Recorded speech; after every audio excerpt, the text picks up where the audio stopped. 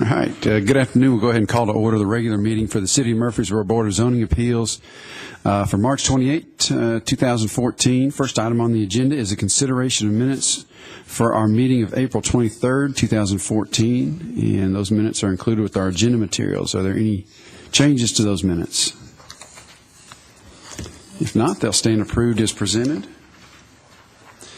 And we'll next consider new business, begin with some variance requests. The first one we have is application Z14030 by Ms. Cheryl Curtis. She's requesting a 10-foot variance from the minimum required 25-foot rear building setback. And this is for property located in a residential single-family RS-12 zone at 3024 St. Andrews Drive. Mr. Bomley. Thank you, Chairman Rogers.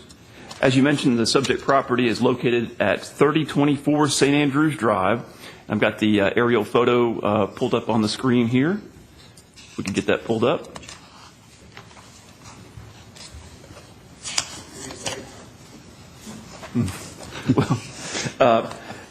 Subject property is located on the west side of St. Andrews Drive, just south of New Salem Highway and north of Veterans Parkway. The house on the subject lot was built in 1993, which was about 10 or 11 years before the property was annexed into the city limits. The applicant would like to construct a patio cover over the existing patio. The patio was poured earlier this year, and the patio goes about 15 feet from the rear property line, and the applicants would like to cover that patio. The subject lot is over half an acre. It's 23,615 square feet and is 175 feet deep. The proposed patio cover addition will be approximately 32 feet wide and 18 feet deep and will be of wood frame construction. As I mentioned, the patio cover is proposed to be constructed 15 feet off of the rear property line. There's a little bit of an interesting history with this parcel and how it got to be set back so far off of St. Andrews Drive. The current shape of the parcel, size and shape of the parcel, is not the size and shape of the parcel when the house was built back in 1993. The house was built at that time on septic tank, and what I'll do is I'll show you. This is a copy of a 2004 plat, and you can see the dotted line that goes around the perimeter of the drawing shows the previous lot configuration. So when the developer of the Bellhaven subdivision to the rear of this house subdivided off this tract, he significantly reduced the depth of the lot. So it went from being 217.78 feet deep to 175 feet deep. And then in 2009, when sewer was extended to the property, it was about 5 years after it was annexed into the city limits, that lot was further subdivided at the same depth, but you'll see lot 2 that was carved off of this lot. The house on lot 2 was built much closer to St. Andrews Drive than the existing house that was built in 1993 because it had sanitary sewer available to it, and there was much more flexibility in the placement of that house. So what the current owner of the property is left with, and I'll pull the aerial photo back up, is a house that sits much farther off of St. Andrews Drive, disproportionately towards the rear of the lot than towards the front of the lot. And had that house been built with access to sanitary sewer back in 1993, there would have been much more flexibility in the placement of that house. And if you see the tree line to the rear, the existing tree line to the rear of that house, and that tree line actually is not existing anymore, it's been torn down because there are houses being constructed there, but the original property line went to about where that tree line was.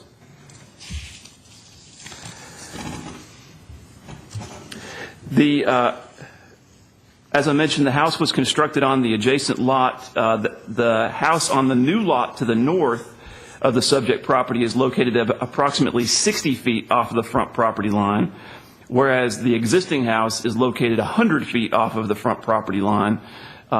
as I mentioned, much farther back than the existing house to the north.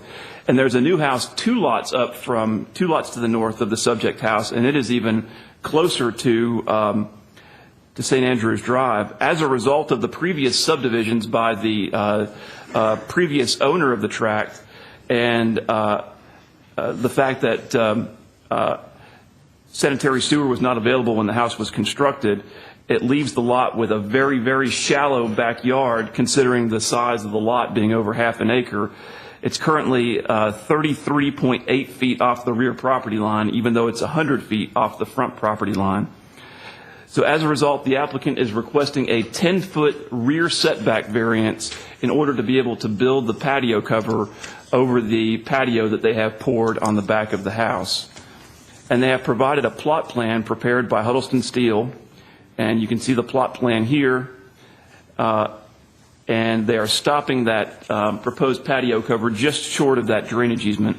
The engineering department has informed me that they will not let the patio cover encroach into that drainage easement, so 10 feet into that 25-foot rear setback or 15 feet from the rear property line is all that the engineering department will let that structure go. You will notice that there is on the plot plan prepared by Huddleston Steel, there has been a shed located in the corner of the property. This shed was pre-existing to the property. When the property was re-subdivided, the shed was moved up and placed only about a foot off of that rear property line inside of that drainage easement and in violation of the setbacks. The applicants are aware of this. This was not of their doing. It was of the previous, one of the previous owners of the property, and they have agreed to remedy that situation and bring that shed into compliance out of the setback and out of the easement. If the board approves this variance request, staff recommends the following condition. The existing accessory building must be moved on site to a location that is both compliant with minimum setback requirements and outside of the drainage easement. This must be done prior to final inspection of the patio cover. And now I'll show you some photographs of the subject property. This is the existing house, and you can see the houses that are under construction to the rear of it. And this is the front of the subject house, which is in the foreground in relation to the house to the north. You can see the house to the north is much closer to St. Andrews Drive than the subject house. And here you can see both of the subject houses to the north. The 1-2 lots is even closer to the front property line. This is the existing patio, which is proposed to be covered. And once again, the existing patio in relation to the rear property line. You see the stake with the orange ribbon on it, denoting the location of that property line. This is the existing covered porch at the rear of the house. And that was on the subject property prior to its annexation into the city limits. This is the existing shed, which is in violation of the minimum rear setback requirements, and the applicants know that that must be relocated. This is looking southwest from the patio, looking west from the patio, and the drainage easement at the rear of the property. With that being said, I'll be happy to answer any questions. Ms. Curtis is in attendance if you have any questions for her, as is her contractor, Mr. Scott Porterfield. All right. Thank you, Mr. Baumley. Questions from Mr. Baumley? Matthew, I assume the rear setback for the property located to the west is also 25 feet, right? Yes, that is also zoned RS-12. Okay. It just looks, generally speaking, like they're much closer to the rear property line than the ones than the subject property. It's a little bit deceptive. Most of the time with drainage easements, the property line falls in the center line of the ditch. However, the majority of the ditch, I believe, that is to the rear of the subject property, falls on the property to the west. So it's kind of deceptive in the way it looks. The majority of the backyards of the houses to the west are actually part of that drainage easement. Okay. All right. Any other questions? All right. Ms. Curtis, anything you'd like to add to your application? All right. At this time, we'll conduct a public hearing. Anyone present wishing to speak for or against the application, if you would, please come forward.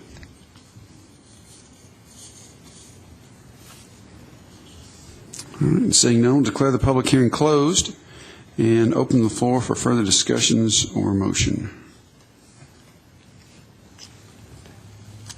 If no further questions, I'll make a motion to approve the variance, considering the recommendations of the conditions of the staff. Second. A motion and a second. Any further discussion? If not, all in favor say aye. Aye. Any opposed? All right, Ms. Curtis, that application has been approved.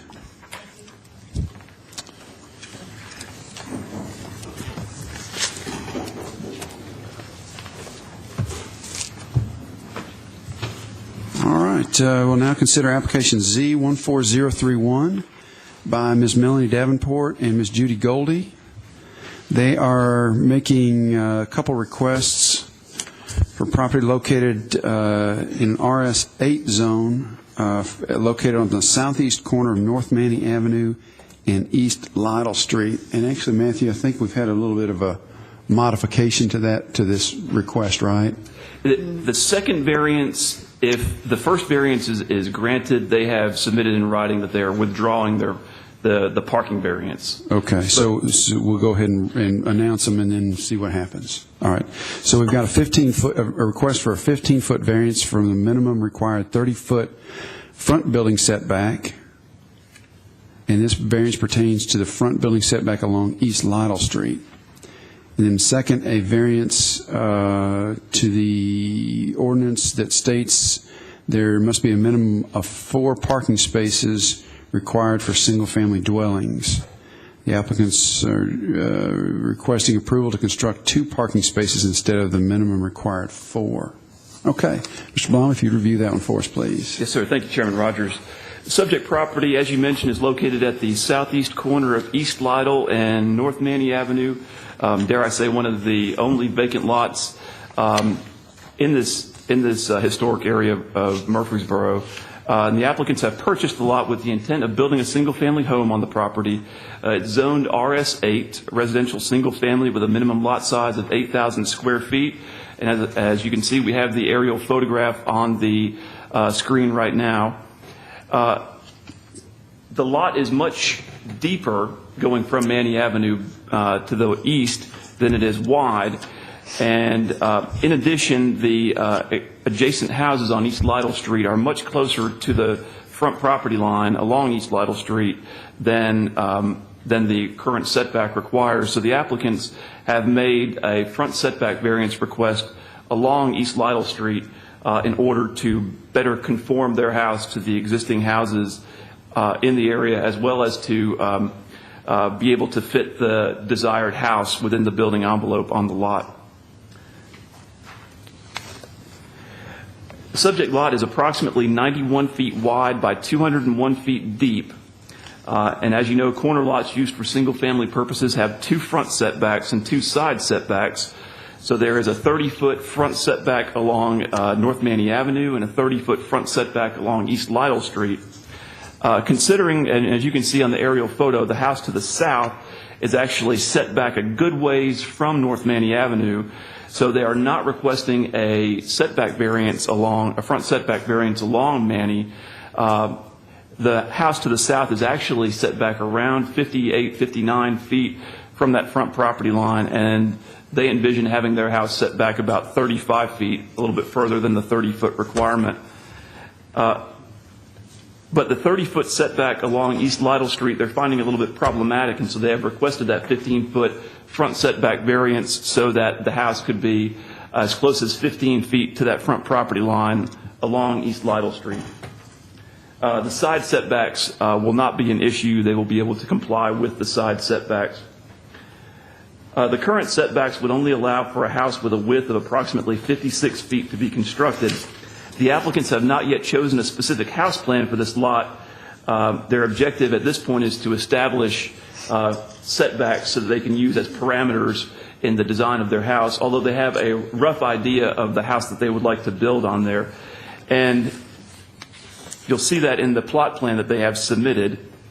see the house is kind of an L-shaped house, and I've got that on the overhead, with the main portion of the house along North Manny Avenue, and then the garage kind of running parallel to East Lytle Street. But as I mentioned in my staff comments, this plot plan is kind of a generic representation. It's not completely generic, but because it is similar to what they want to do, but it is not the exact house plan. It may end up changing a little bit in the future. The front setback variance along East Lytle Street, as I mentioned, will enable the applicants to construct their desired house on the subject property, and it will also help to make the structure more in conformance with the setback of the houses, the adjacent houses to the east. And as you can see on the aerial photo, the adjacent houses to the east are approximately 15 feet off of the front property line along East Lytle, which is consistent with what the applicants are requesting to do. If the structure is only 15 feet off the front property line, then one of the concerns staff has is to make sure that parking is available, enough parking spaces are available beside the garage. And so one of the things that they have done, you'll see on the plot plan, they've faced their garage door to the rear of the lot so that there is a deep enough driveway in order for them to accommodate vehicles, because a typical parking space is 18 to 19 feet deep, and with an only 15-foot setback off East Lytle, I relayed concerns to them if the garage was facing East Lytle and there was only a 15-foot setback, this could result in some cars blocking the sidewalk along East Lytle Street. So they have agreed if the variance is approved that they will not face their garage door towards East Lytle, and that it will be faced to one of the interior property lines as it's shown on the plot plan. And if the board approves that front setback variance request, staff recommends the following condition: that the garage door may not be oriented to face East Lytle Street. Staff does believe that the lot is a good candidate for a front setback variance. This is similar to many front setback variances that we have heard in the last several years. You may have noticed that there has been a vast decrease in the number of these types of requests because south of East Main Street in the City Core Overlay District, we make provisions for the setbacks of the existing houses around the lots to dictate the setbacks, as opposed to the more suburban setbacks that are in place in the RS8, RS10 zoning districts. So if this lot were in the City Core Overlay District to the south, this front setback variance would not even be necessary, because they would be able to build it according to the setbacks of the adjacent houses. But as such, at this point, we have not adopted a City Core Overlay District to the north of East Main Street, so they are having to make this variance request. When the City Core Overlay District was adopted for the area south of East Main Street, there was some talk at that time of, after a few years of seeing how the City Core Overlay District worked south of East Main Street, that it may be revisited in the future so that this type of request isn't necessary when vacant lots are developed in this area. The plan identifies the Manny Avenue Comprehensive Plan also takes into account this area, and it identifies the subject property as being in the North Manny Garden District, and recommends that there be reduced front setbacks to better relate homes to the street, and it recommends a minimum front setback of 10 feet and a maximum front setback of 20 feet. So this request is consistent with the Manny Avenue Comprehensive Plan. Now, with regards to the parking variance, the applicants have indicated that if the front setback variance is granted, then they are withdrawing their parking variance request, which was for 2 spaces to be the minimum number of spaces required, as opposed to 4 spaces, because if they're granted that front setback variance, they will provide that rear-facing garage, and it will not face to East Lytle, and they will have enough room in the driveway to accommodate the minimum 4 parking space requirement. And one thing I did want to show you was the not yet constructed Manny Avenue road improvements in this area. This project is in the city's capital improvements plan, but has not been funded as of yet. So the time frame is not definite for when this will occur, but you can see that there is parking that is proposed along North Manny Avenue in front of the subject property. There are a number of parallel parking spaces proposed there. Now I'll show you some photographs of the subject property. This is looking at the property from Manny. And this is the north side of the property adjacent to Lytle. Looking west down that northern property line back towards Manny. This is the adjacent house to the south. You can see it behind that tree. It is set back quite a ways off of Manny Avenue, as I mentioned earlier. This is looking west across Manny Avenue. Looking west along the north side of Lytle. Looking east at the north side of Lytle across from the subject property. And these are those adjacent houses that I referenced earlier, and you can tell they're only about 15 feet from that northern property line, which begins at the back of the side, or from the front property line, which begins at the back of the sidewalk. I'll be happy to answer any questions, and Ms. Davenport and Ms. Goldie are both here if you have any questions for them. All right. Thank you, Mr. Blomley. Questions for Mr. Blomley? I have one. I'm assuming that there are no reason, there's not going to be any more easement that is needed with respects to the Manny Avenue improvements that would need to be addressed with respects to this request? As far as dedication of right-of-way? Correct. I'm not aware of any, but I did not research that, so I'm not certain.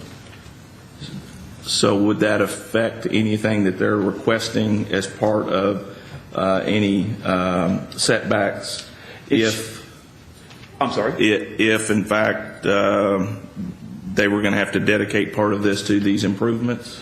It shouldn't, because the depth of the lot is not an issue for them, but rather the width of the lot going from north to south. So that should not impact their ability to construct the house. Okay.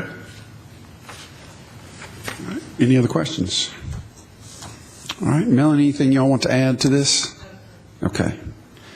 Then at this time, we'll conduct a public hearing. Anyone present wishing to speak for or against this application, if you would, please come forward. And if you would, come forward to the podium, I'm sorry, and state your name and address for us. My name is Ellen Garrison, and I live on East Northfield. I'm sorry, can you say your name one more time? Ellen Garrison, I live on East Northfield, and I drive up and down this street 6 or 8 times a day, I think. It's not in the historic district, is that correct? That's correct. I think I talked to you on the phone about this.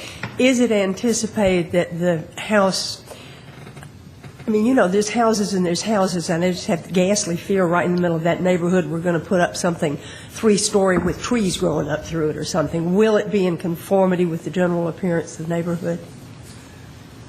I think that would probably be more of a question for the applicants. Is that your only concern, ma'am? Yep. Okay. Well, I'll tell you what. If you're okay with it, then we'll go ahead and ask Ms. Davenport to come forward, and she can kind of give us some idea of what she's thinking about there, and hopefully allay any concerns that you might have. Hi there. I'm Melanie Davenport. We had planned to build like a country craftsman, a bungalow-style house. It's a lot of pressure to build downtown, you know, to build something that fits in. I mean, you can't build a red brick house in the middle of that. You wouldn't, you know, something that we live in now, we wouldn't build down there. So it's not in the historic district. Hopefully it'll be something that you'll be proud of because of the curb appeal. But the garage is the main part that we were trying to get closer to Lytle. We are aware of the North Manny project and very excited about it because we think it makes great improvements for down there. So we're very excited about being a part of downtown and hope to continue to, you know, build something that just conforms with the area, hopefully improves the area, and brings everybody's property values up. So I think it'd be something you'd be very proud of. It sounds as if you're very sensitive to the neighborhood, which is what I really wanted to know. Yes, ma'am. My grandmother passed away 2 years ago. She lived on Lytle Street for 54 years. So I've got a tie to Lytle Street. Judy owns 2 shops on the historic square, Trendy Pieces and Bella's Boutique. So we have sunk a lot of money into the downtown historic area to try to make improvements. So, and I'm born and raised here, so yes, ma'am. Hey, Melanie, there's chain link that currently surrounds the property. I assume that's going to go away? Oh, you don't like it? Well, we're hoping to leave it up during the construction just to keep some of the walk traffic through there and hopefully, like bathtubs and stuff don't disappear. Right. But yes, it will come down. We'll make a application for a fence permit for the backyard, of course. But yes, it will come down. And we're coming further back off of Manny. Mr. Halliburton asked about the front. We are coming back further because we want to protect the beautiful trees up front. There's some really old trees up front. So we know that trees don't like to be messed with. We are going to have to limb up the one on the right a little bit to keep it off the house. But we've got a beautiful magnolia up front we want to protect. So, yes, sir, the chain link will come down. And then that lot's been vacant for decades. Forever, yeah. Yeah. And Bill Jakes lives next door, so every day he's sending us something about history on it. So we'll have to get everything approved by him. Good. Let's see. All right. Well, thank you. Thank you so much. Yes, ma'am. Thank you for your concern. Sounds like you got more thinking about it than I do. All right. Anyone else present wishing to speak for or against this application? If not, then we'll declare the public hearing closed and open the floor for further discussions or motion. And I guess in considering motions, we probably just need to address the 15-foot variance request from the front building setback. There's no discussion. I'll make a motion that we approve the 15-foot variance subject to any and all staff comments. A second. All right, motion and a second. Any further discussion? If not, all in favor say aye. Aye. Any opposed? All right, and assume that you all now will want to withdraw the application for the parking. Okay, and so we'll declare that be withdrawn, and so that application has been approved. Look forward to seeing it go up. Thank you, guys.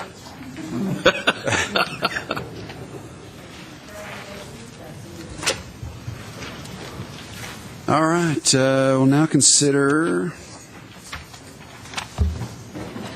application Z14032 by Mr. Clyde Roundtree of Huddleston Steel Engineering for Mr. Tim Dietz, making a request for property located in a commercial highway gateway design overlay district along the west side of Fortress Boulevard, south of Manson Pike.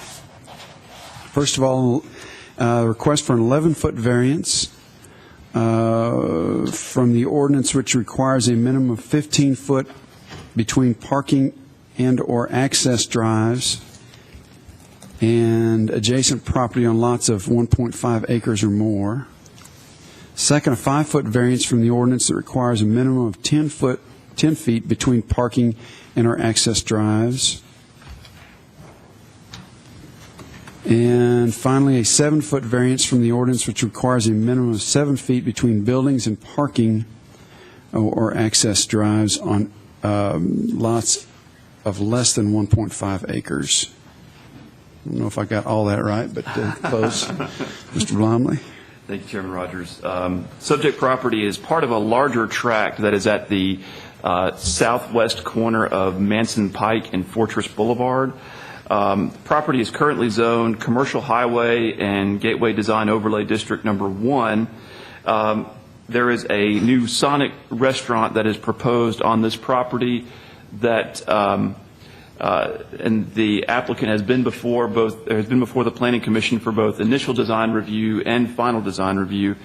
To orient you a little bit more, you'll see on the aerial photograph above us, or on the screen above us, where my cursor is the Exxon that was built a couple of years ago. And then this is the Bell Murfreesboro Apartments, which is just north of Puckett Creek Crossing, which goes into the Puckett Station subdivision that Old South is building. So this will be right where the word site is located, which will be just to the north of the Bell Apartments there on Puckett Creek Crossing and Fortress Boulevard. The Planning Commission did approve final design review at its meeting last Wednesday, the 21st, and approval was made subject to the Board of Zoning Appeals' approval of these 3 variance requests. You'll notice there are 2 variance requests from a similar provision. There is an 11-foot variance from the requirement of 15 feet between parking and indoor access drives on lots of 1.5 acres or more, and that's because this applies to the master parcel. And then there's a 5-foot variance request from the requirement that there be 10-foot separation between parking and access drives on lots of less than 1.5 acres. And this variance pertains to the proposed Sonic restaurant lot, which will be, but has not yet been, subdivided off of the master parcel. Because there will be a property line in between the master parcel and the Sonic, and there will need to be a variance on both sides of that property line in order for them to carry out the plan as proposed. Hey, Matthew, can you real quick go back to the picture? So orient me a little bit more. Sure. To get to Sam's 96, you go back to the right. Correct. And then Okay, and then go down. You go to 96 and past like Blackman High School. And Correct. Okay. Correct. All right. Thank you. Sure.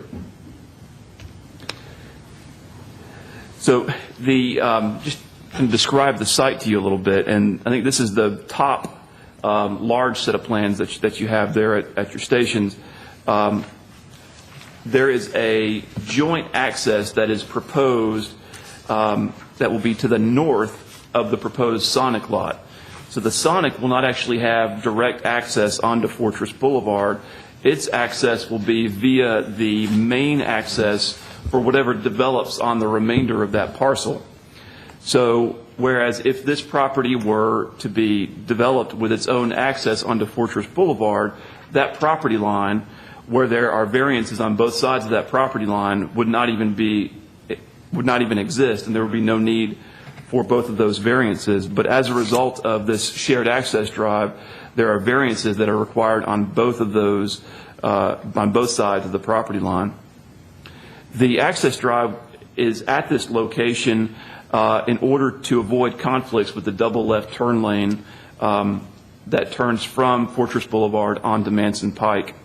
In addition, there is an overhead power line that the applicants indicate would be very costly to move, and so that has helped to dictate the location of that shared access drive, which the Sonic will rely on for its access. So you can see the property line that I'm referencing. There is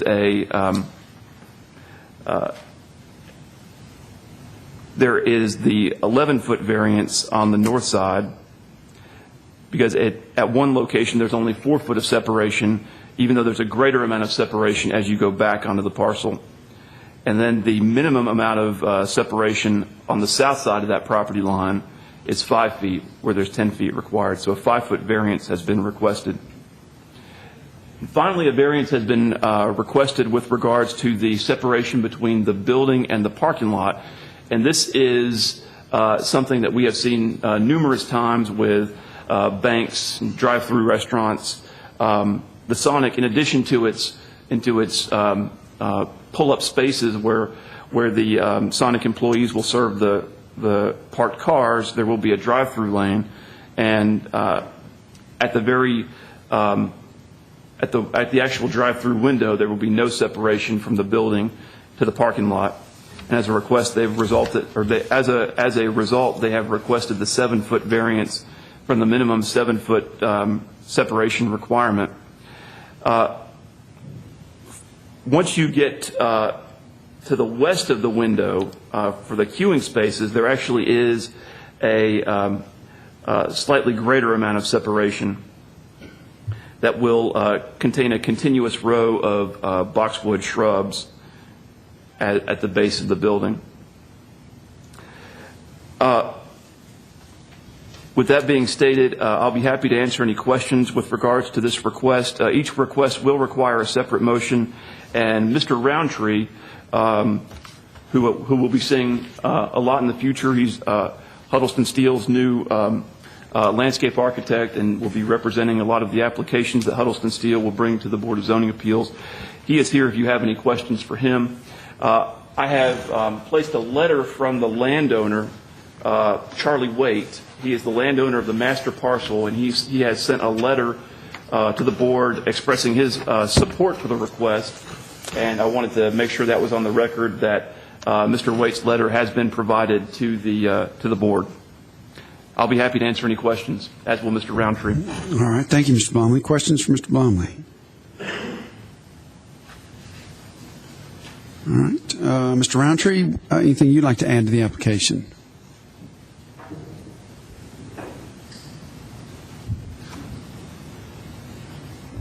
You don't look like Mr. Roundtree. Good afternoon, Chairman Rogers and members of the Board of Zoning Appeals. I'm Bill Huddleston, President of Huddleston Steel Engineering, and I'm happy to be here with Mr. Roundtree. If it's okay with you, I'll take this one and let him handle one later. Also here in the audience is Mr. Tim Dietz. Tim is one of the owners of the Sonic franchises here in Murfreesboro. We've known each other a long time, I guess since we were young men. Now we're not.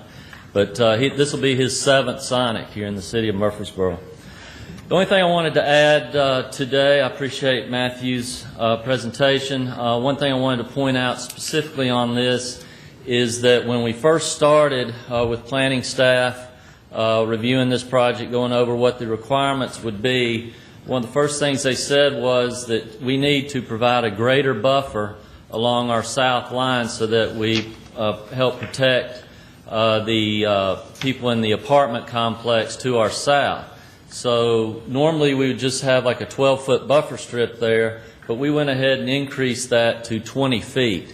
That's one of the main, and because of that we're going to have a berm and landscaping in there to help protect those property owners. That's one of the main reasons we're having to ask for these 3 variances. If we had that room back, we could get away with not needing the 3 variances. We might still need the 1 because of a drive-through window, the way that Sonic operates on the south side of the building. But because we're having to provide that increased buffer, which we agree is a good thing to do, and because of that expensive utility pole to the north, it restricts how much width we have to work with. Also because we're trying to stay out of those dual left turn lanes on Fortress Boulevard that approach the intersection with Manson Pike. As you know, there are a lot of gateway requirements. We were able to satisfy just about all of them, but we do request these 3 variances to complete our application through Planning Commission, which gave us both preliminary and final gateway design review approval, subject to getting these 3 variances. Be happy to answer any questions you have. All right. Thank you, Mr. Huddleston. Questions for Mr. Huddleston?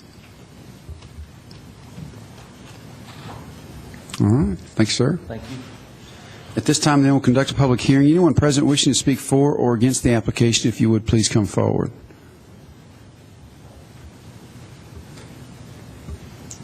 Seeing none, we'll declare the public hearing closed and open the floor for further discussion or motions. Again, it's an application where we have 3 components, so I suppose we probably need to, if we're considering a motion, address the 11-foot variance request first. Mr. Chairman, I'll make a motion that we approve the 11-foot variance, subject to any staff comments. I'll second. All right, a motion and a second. Matthew, the property zone commercial highway now, right? Right. The apartment property zone what? PRD or PUD. It was part of a back when the property was annexed into the city limits. It was all zoned as part of a big PUD, and this property that is zoned commercial highway now was actually a part of that PUD. But that northern part, which was always envisioned as commercial, was then rezoned to commercial highway a few years ago, and the apartments remain as part of the original PUD. Okay. You're saying that this was always, in this area here, was always envisioned to be commercial highway? To have commercial highway type uses, it was there was a little bit more of a defined plan for it back when in the earlier 2000s, when planned developments were more prevalent. And in the interim, we've seen a lot of rezonings to just traditional bulk zoning traditional bulk zoning districts, especially as the recession hit and developers weren't able to develop what they had initially planned as a part of these planned development zoning plans. Okay. This wasn't rezoned commercial highway recently, was it? No, I'd say it's probably been about 2, 3, 4 years, something like that. All right, so I guess it's anticipated then that there'll be commercial development from this point north, right? Correct. Correct. Okay. And does the same hold true for the other side of Fortress? Because there's some maybe some condominiums or apartments on the opposite side, but again, some vacant land. Yeah, and I wish I could blow this up for you. I've got the zoning map pulled up, and you can see where the site arrow is pointing towards. And to the east, across Fortress Boulevard, that is zoned commercial highway. And you'll see that the Indian Creek PRD, which are single-family detached and single-family townhome units, and it is directly adjacent to a parcel that's zoned commercial highway, where a church was approved a number of years ago but never constructed. And I believe the church still owns that property, but it was rezoned commercial highway, as was the remainder of the land going all the way up Fortress to the interstate. Okay. And as far as the gateway design overlay, then this site's part of that. Correct. It doesn't extend into the apartments though next door, does it? The apartments were actually, as a part of that plan development, were approved to, or as a part of that plan development required the apartments to meet Gateway Design Overlay District standards. So they actually went through the Gateway Design Overlay District process when they were developed back around 2006 or so. Do those standards impact the development of this site any? The Gateway standards? Yes, sir. Yes. They are required to meet much more stringent landscaping, architectural requirements, open space requirements. And the Planning Commission did scrutinize, the planning staff and the Planning Commission did scrutinize the plan for compliance, and these were the only areas of non-compliance that were identified. Okay, but as far as uses go, this is though an allowed use as a matter of right in the GDO. Correct. Okay. All right. Any other comments? Okay, so we have a motion and a second as to the request for the 11-foot variance. We're ready to vote. All in favor say aye. Aye. Any opposed? All right, we'll next consider the 5-foot variance request. I'll make a motion we approve the 5-foot variance request, subject to any staff comments. Second. Motion and a second. Any further discussion? If not, all in favor say aye. Aye. Any opposed? All right, and finally, the request for the 7-foot variance. Mr. Chairman, I'll make a motion to approve the 7-foot variance. I'll second. Motion and a second. Any further discussion? If not, all in favor say aye. Aye. Any opposed? All right, Mr. Huddleston, that application has been approved.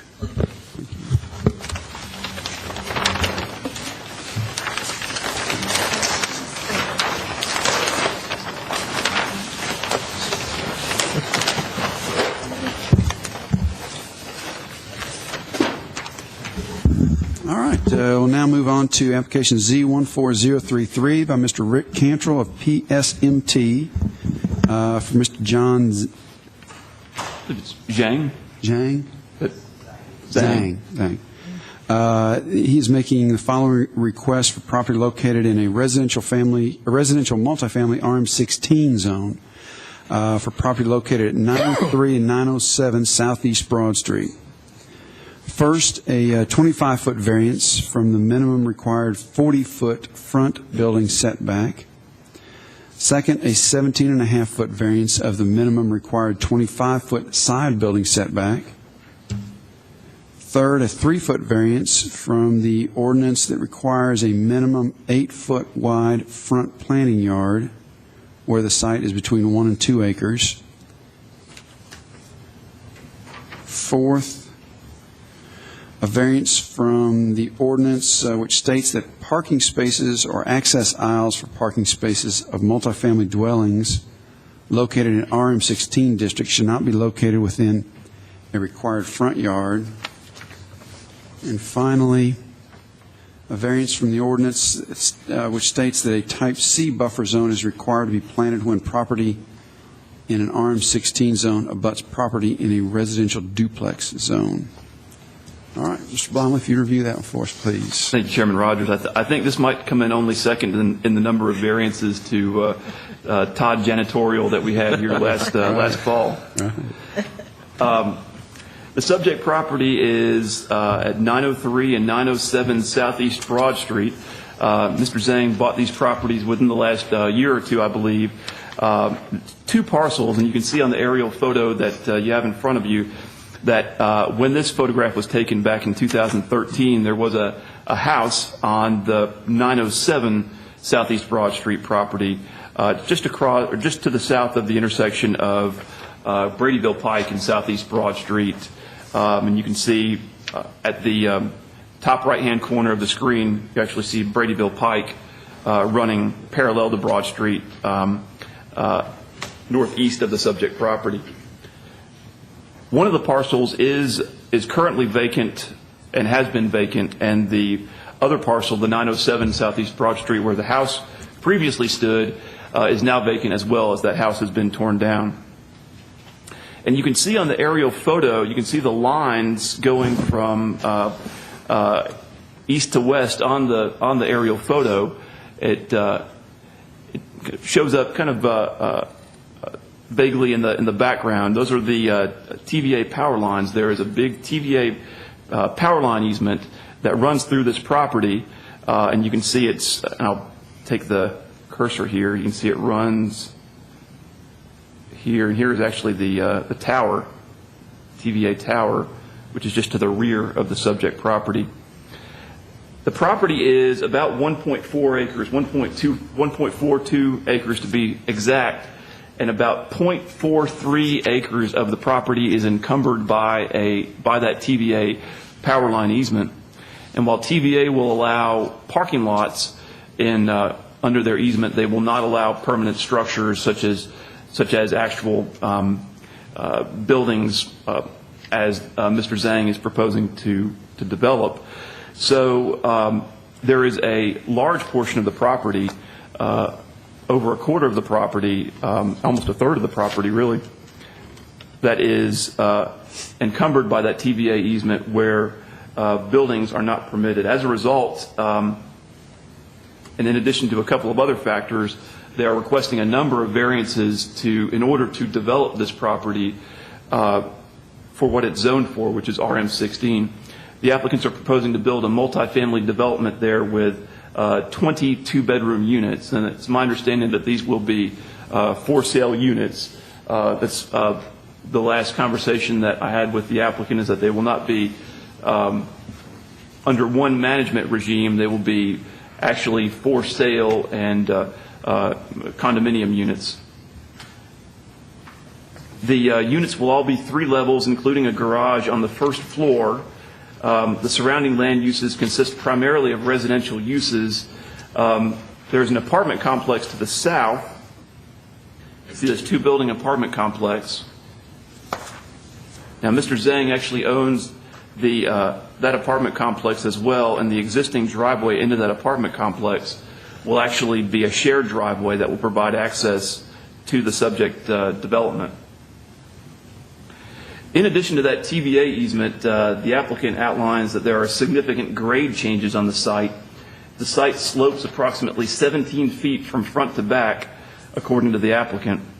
And finally, the developer will be dedicating 10 feet of right-of-way along the Southeast Broad Street for future road improvements. So there are several factors that impact the development of this site, and thus those reasons are why the applicants are here before you requesting these variances. Now, you have the latest and greatest plans before you. One thing that I wanted to note is that there are 2 site plan sheets in that stack of plans. The one on top is the most recent one that came through, which includes the buffer variance, which was identified after the original submittal was submitted. And then the landscape plan is the second sheet, and then the third sheet is just the site plan sheet, but colored in for the 4 variances which were originally requested. Fortunately, the 5th variance the buffer yard variance was identified prior to the legal notice going out, and so we were able to advertise that fifth variance as well. The minimum front setback in the RM16 zone is 30 feet. However, the front setback is increased by 10 feet when the property abuts or fronts on a major arterial, such as Southeast Broad Street. Therefore, the required front setback for this property is 40 feet. The applicant is requesting a 25-foot variance along that front setback so that the property may be developed with a 15-foot front setback.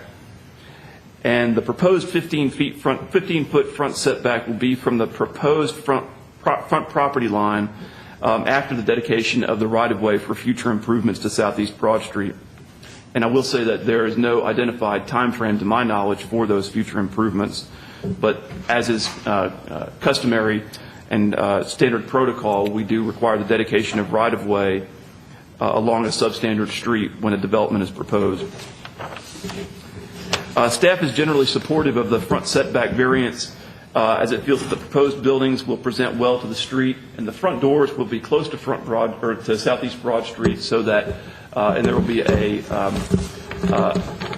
sidewalks going from the front doors to the main sidewalk along Southeast Broad Street. So it will help it to be a pedestrian-friendly development as well.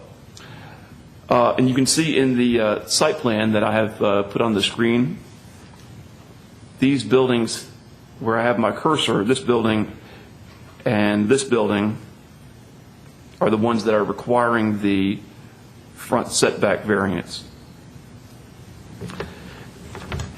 Now to the side setback. In the RM16 zone, there is a 25-foot side setback for three-story structures that are parallel to the side property line. And the applicant is requesting a 17.5-foot variance along the south property line in order to facilitate a 7.5-foot side setback. The property line adjacent to where this setback is being requested is where the common drive is located, where there are those two existing apartment buildings that the applicant owns as well. Now the front planting yard. Sites between 1 and 2 acres require an 8-foot front planting yard. The applicant is able to meet and exceed this requirement in all but one location on site. There are 4 parking spaces, and you'll see as I have my cursor there are 4 parking spaces towards the north side of the site where the applicant is proposing to reduce that 8-foot front planting yard to 5 feet, requesting a 3-foot variance. Fourth, parking in the required front yard. The zoning ordinance prohibits parking in the required front yard or the required front setback for multifamily developments in the RM16 zone. And there are 7 parking spaces that encroach into the required front setback. 4 of those 7 spaces are the ones that we just referred to, which are 5 feet off of the front property line, while the remaining 3 are located approximately 13 to 14 feet off the front property line. So it's these same 4 parking spaces here and these 3 parking spaces here. So a total of 7 that encroach into the required front setback along Broad Street. Finally, the buffer yard. And you'll notice on the latest site plan, it calls out the property to the north as being zoned RD. On the old site plan, it called out the property to the north as being zoned RM16. And the property is actually zoned RD. So a type C buffer, 12-foot wide, is required along that northern property line. The applicants are requesting a variance to the requirement to have that type C buffer along that northern property line. There is a single-family residence to that northern property line. The applicant's ability to plant trees above a certain height would likely be limited by the existence of those TVA power lines along a portion of that northern property line. So the applicants are proposing to construct a 6-foot tall wooden privacy fence along this property line as a substitute for the buffer. And in addition, on the landscape plan that you have before you, they are proposing vegetation along that northern property line as well. But it will not be the equivalent of a type C buffer in width or in quantity of plantings. One thing that I would mention that The landscape plan that you have before you now, as far as the quantity of materials, the species and types of plant materials, is just conceptual at this point. And the final landscape plan would be subject to the review by the Planning Commission and review by the city's Urban Environmental Department as well. If the board wishes to approve the 5 variance requests, staff recommends the following condition. A re-subdivision plat combining the 2 lots into 1 lot of record must be recorded. Also, if the board wishes to approve the buffer variance, staff recommends the condition that a 6-foot privacy fence must be installed adjacent to the northern property line, subject to approval by TVA. In addition, an alternative landscape plan must be approved by the Urban Environmental Department. And I will mention that Mr. Kane Adams with the Urban Environmental Department is here. If you have any landscaping-related questions for him, he will be here to answer those. Now I'll show you these are the elevations of the building elevations. So you can see at the bottom of the screen, these are the front elevations. That is what the buildings will look like as they present to Southeast Broad Street. I thought it was important to be able to show you what the buildings would look like, since they are requesting that front setback variance along Southeast Broad Street. As you can see, the doors do face Southeast Broad Street, the front of the structure, so that and the sidewalks will go from the front door to the main sidewalk along Southeast Broad Street. Here are some photographs of the subject property. This is 903 Southeast Broad Street, and you can see the TVA tower in the background. And 907 Southeast Broad Street, you can see the rubble of the house that was previously there. And you can see there is quite a drop-off from Southeast Broad Street, quite a grade change going from front to back on the subject property.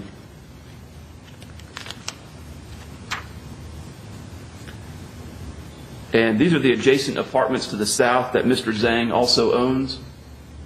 And this is the existing access drive in between the apartment complex, the existing apartment complex, and the proposed townhome development.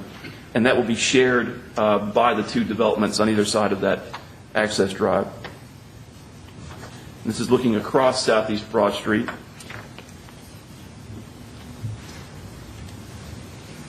And this is the adjacent property to the north. It's the one that is zoned RD, in which the Type C buffer is required along that common property line, which they're requesting a variance to.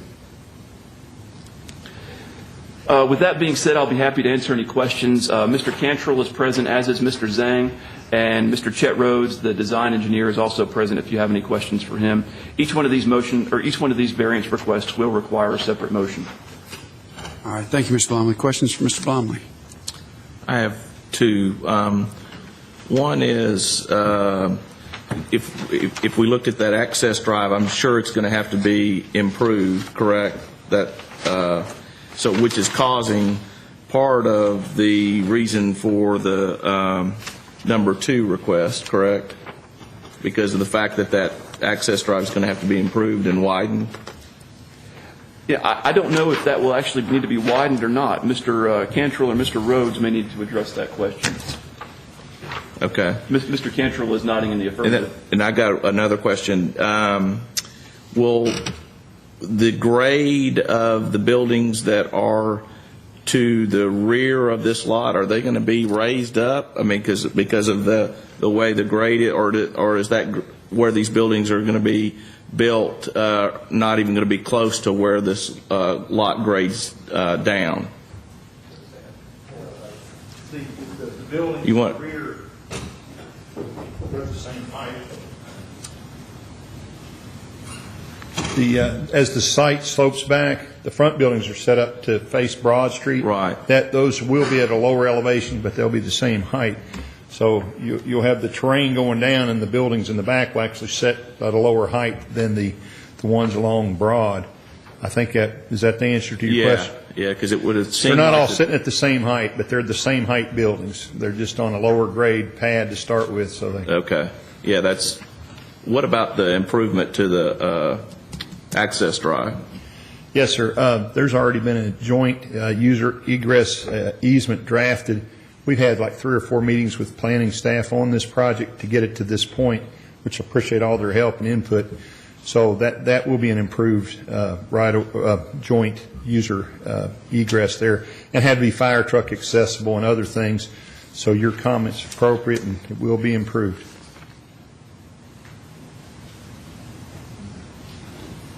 Is there a required number of parking spaces for a development such as this? There is. With the number of bedrooms that are proposed, there are 40 parking spaces that are required, and they are meeting that number with the garage as being used specifically for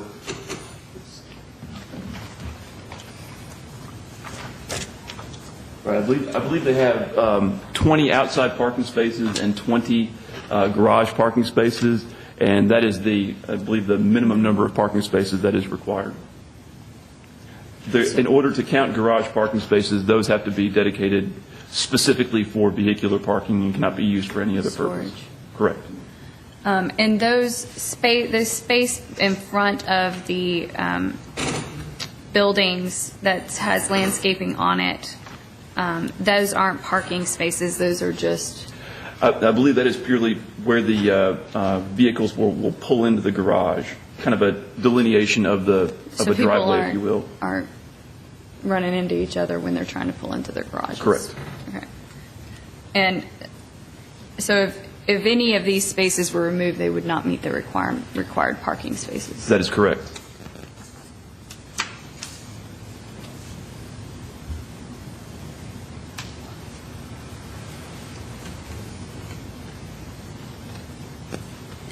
Matthew, what as you're looking down Southeast Broad Street, they're asking for a 25-foot variance, essentially a 15-foot setback. Where are the other properties? Are the other properties consistent with that kind of a setback, just 15 feet?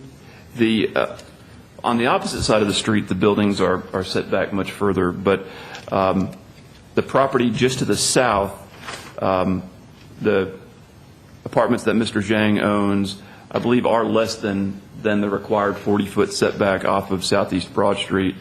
The house that was there previously was less than the required 30-foot setback that it would have had to adhere to if it had been built after our zoning regulations went into effect. Now, the house to the north is set back a greater distance from Southeast Broad Street than is being proposed. And as you continue to go north, is that pretty much hold true, that they're all greater than 15 feet? I don't recollect specifically. It looks like the house... I guess you're going toward town there, so there's not a lot more room before you hit Mercury. Correct. Okay. I'd say probably just 2 or 3 more houses before you actually hit that awkward intersection with Bradyville. What about further to the south? I can't. Let me pull up some photographs. Thank you.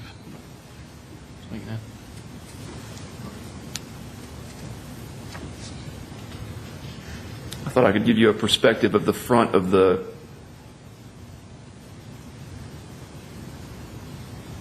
I thought I had some better photographs, but I don't. Okay. I had something I wanted to add to this point.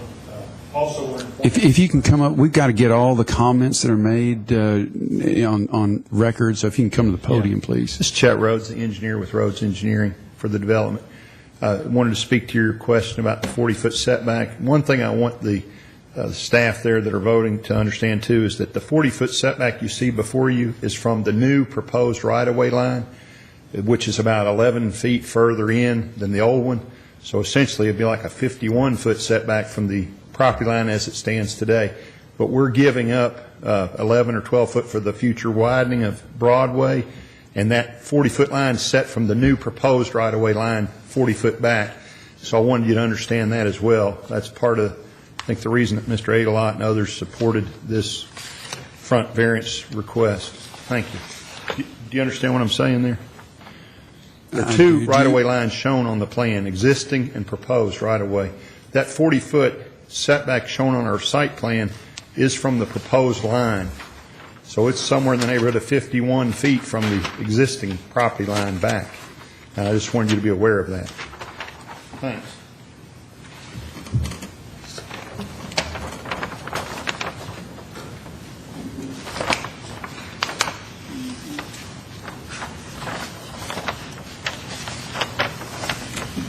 Chairman Rogers, Mr. Rhodes is correct. They are being required to dedicate right-of-way at the front of the site.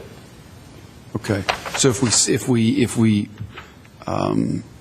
I guess, discount or discard the right-of-way, then we're talking about a setback request that would be more along the lines of 15 feet. Correct. If the front property line was not changing due to the dedication of right-of-way, it would be more along the lines of a 25 or 26-foot setback as opposed to a 15-foot setback. Am I reading this landscaping plot right, that the landscaping that's going to be abut Broad Street would be inside the proposed right-of-way, not the current right-of-way? I noticed that too. I think that's going to have to be adjusted. I think the landscaping is being shown in the proposed right-of-way, and it will need to be pulled back onto the subject property. Instead of within that dedicated right-of-way? Correct. And that is something that would be addressed when the site plan is submitted for review by the Planning Commission. The landscape plan will have to be revised to change that. Or else you'd be doing some extra, doing landscaping twice. Yeah, I understand. I think that was probably just more of a drafting error, I believe. Matthew, I know you said staff supports the 25-foot variance request, but I didn't hear you say that as to the other 4 requests. I think we as staff are generally supportive of the variance requests.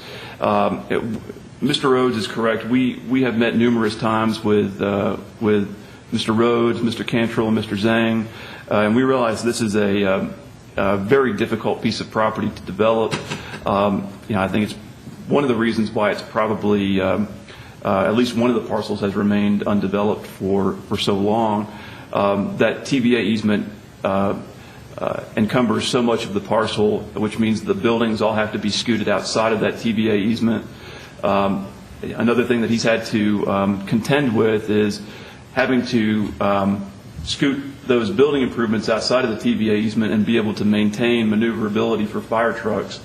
And so that's something that Mr. Rhodes has worked diligently with our fire department on to try to submit a plan that enables fire trucks to maneuver throughout the site.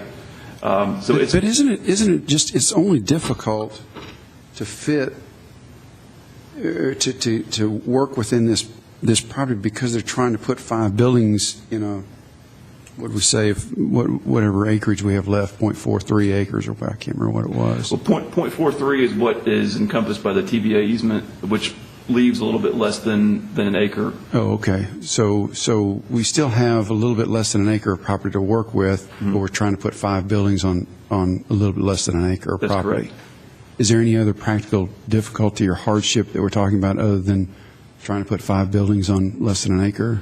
Well, what they have cited in their application materials is the TVA easement, the grade change, and the dedication of right-of-way that is impacting their property. Does the dedication of right-of-way take away from that point, or that less than an acre? Are we now down to 3/4 of an acre because of the right-of-way? Mr. Cantrell, is the right-of-way dedication, is the 1.42 acres the acreage that is post right-of-way dedication or pre-right-of-way dedication? You or Mr. Rhodes know? It's pre, but I guess the whole plan, we're trying to utilize parking for those units underneath the TVA easement. So it's a 1.42 acre site minus the park that was given for proposed right-of-way. So it's somewhere around 1.3 something acres total. The area for the buildings that you're asking is about 0.9 to 0.95 acres. And the density by that are in the 16 units per acre maximum. So That's what we've been dealing with as far as trying to design those standards. That was going to be my next question. If this TVA easement was not here, what would be your allowed density with respects to this piece of property? It'd be a maximum of 16 dwelling units per acre. So at 1.3 something acres, you'd be looking at approximately maybe 21 units. And I'm sorry, and we've got how many now? 20. Okay. So if the TVA easement were one under what would be allowed if this TVA easement was not here, correct? That's just an approximate approximation of how many would be. Okay. The number of units that's permitted is takes into account the entire property. So they have 1.3 something acres after the right-of-way dedication. The number of units is not based upon what's outside of the TVA easement. That's where the buildings can be located, but the number of units allowed does not change. It's based upon the total acreage of the property, including the TVA easement. Right, and I get that's a good point to make because the way I worded my question wasn't quite right. So I guess what the next comment I'll make is that by right he's allowed this number of units. It's just that the way these things are configured is because of the TVA easement. Right, the TVA easement does dictate that the buildings be moved to a certain portion of the site. Right, okay. So the building density, though, if this property, in fact, does have a TVA easement, is at a little under an acre, is about 16 units?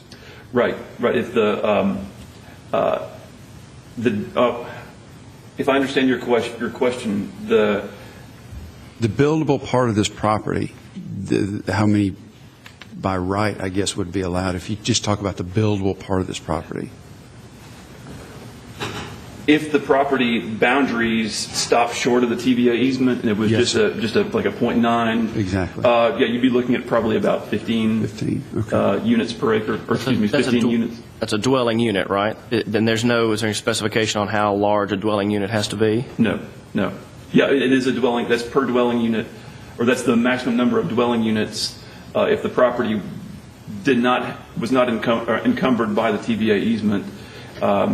And there is no minimum or maximum size per dwelling unit per zoning.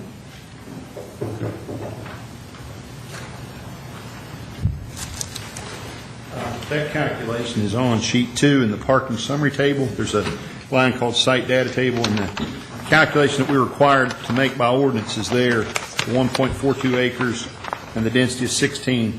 When you do that calculation, you don't take out the TVA easement. It's the total property divided by the allowable density.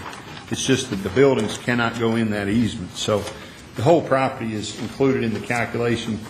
We've gone over this with the planning staff. So you don't just take the 0.9 acres, you take the whole tract. We're combining the two parcels into one.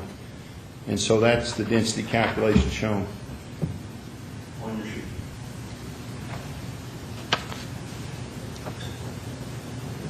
All right, any other questions before we conduct a public hearing? All right, then at this time we'll conduct a public hearing. Anyone present wish, Mr. Cantrell? This is Chairman Rogers and members of the board. I've been talking with property owners in the area and not changing anything, but I want to, if these variances are granted, okay, then we want to make some additions to the property based on those conversations that I've had with the property owner.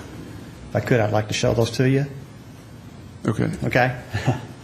We're trying to enhance the site a little bit better. And because they're coming down so late, okay, I have to be able to get them to everybody.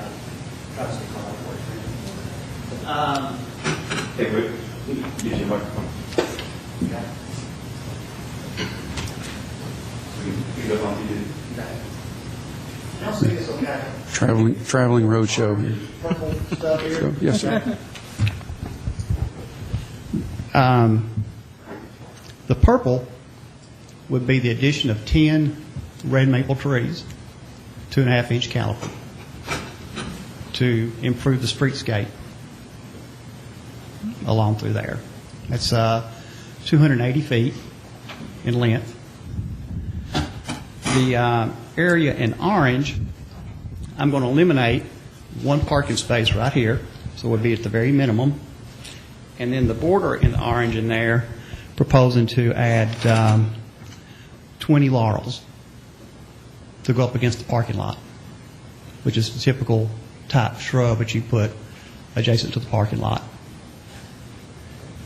The other request that we're doing is on the building elevations themselves. This building, which parallels Southeast Broad Street, had brick on the first floor and hardy board material on the second floor. We're going to go with all brick on those buildings, as well as ends where they face the street. And that's based on about 3 or 4 conversations with adjacent property owner. If you lose the parking place, where are you making it up? Or are you? I've got one to lose, is what I'm told. Oh, you are? Okay. Yeah, and I'm just trying to increase the amount of green space. Right. And trying to increase the vegetation down through here so that it's going to have a better streetscape to it. So instead of 4 parking spaces in the front that would be within the front setback, you would have 3 parking spaces in the right front. there. Uh-huh. Okay. But these 2 on the other side, you'd still want approval for? Yes. Uh-huh. I'm going to add landscape material. In front of those? Yes. Laurels. Yeah, and with regard to the required number of parking spaces, I misspoke earlier. They do have, it appears, 2 parking spaces surplus. So if he does get rid of that 1 parking space, according to the calculations provided, there'll still be 1 extra parking space.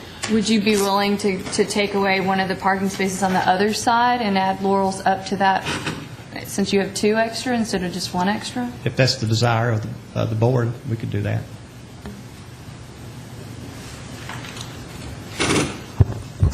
Matthew, what's the required front yard? Is that just, is that in front of the buildings? Right, that's just another, it's the technical term for the required front setback. So it's basically synonymous with the required front setback. Okay. Let me orient you a little bit more about the property, just for a second. The 2 parcels that are to the southeast here are both heavily wooded and vacant. And then the next property you get to is what was called Silver Point property, which continues all the way down to Middle Tennessee Boulevard. You all may recall that project. It's got some, there's a PUD, an early PUD, many years ago. I think Mr. Nipper probably developed that, and has a common drive that serves those homes down through there. They don't have individual driveways coming on the Southeast Broad. And then, of course, everything on the other side of Southeast Broad is larger tracts that have been there for quite some time. Some homes have been remodeled of late.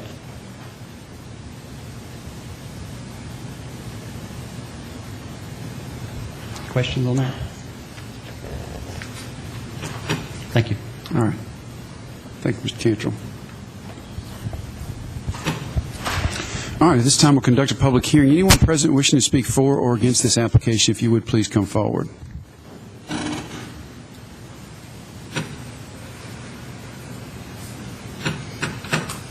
Good afternoon. My name's Guy King. I live at 926 Southeast Broad Street, which is right across the street from the properties they're talking about and down 1 lot.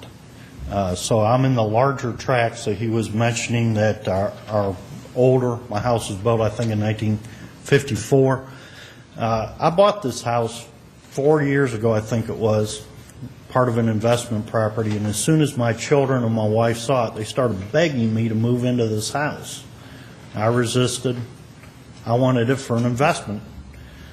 I tried selling it twice, and both times the properties across the street greatly hurt the property value of my property because very low cost compared to, low value compared to the side of the street that I live on. And when I went to have the house appraised, the properties across the street hurt my property value. I'm not in favor of doing anything that's going to hurt my property value anymore. Now, I owned this property for several years, and 5 weeks ago, I caved. I gave in. We moved into this house on Broad Street, right across the street from the property y'all are talking about, down one property. We love it. You know, I've always lived in cookie-cutter neighborhoods. My house, if you go in my house, every house I've ever lived, you know what every house in the entire neighborhood looks like.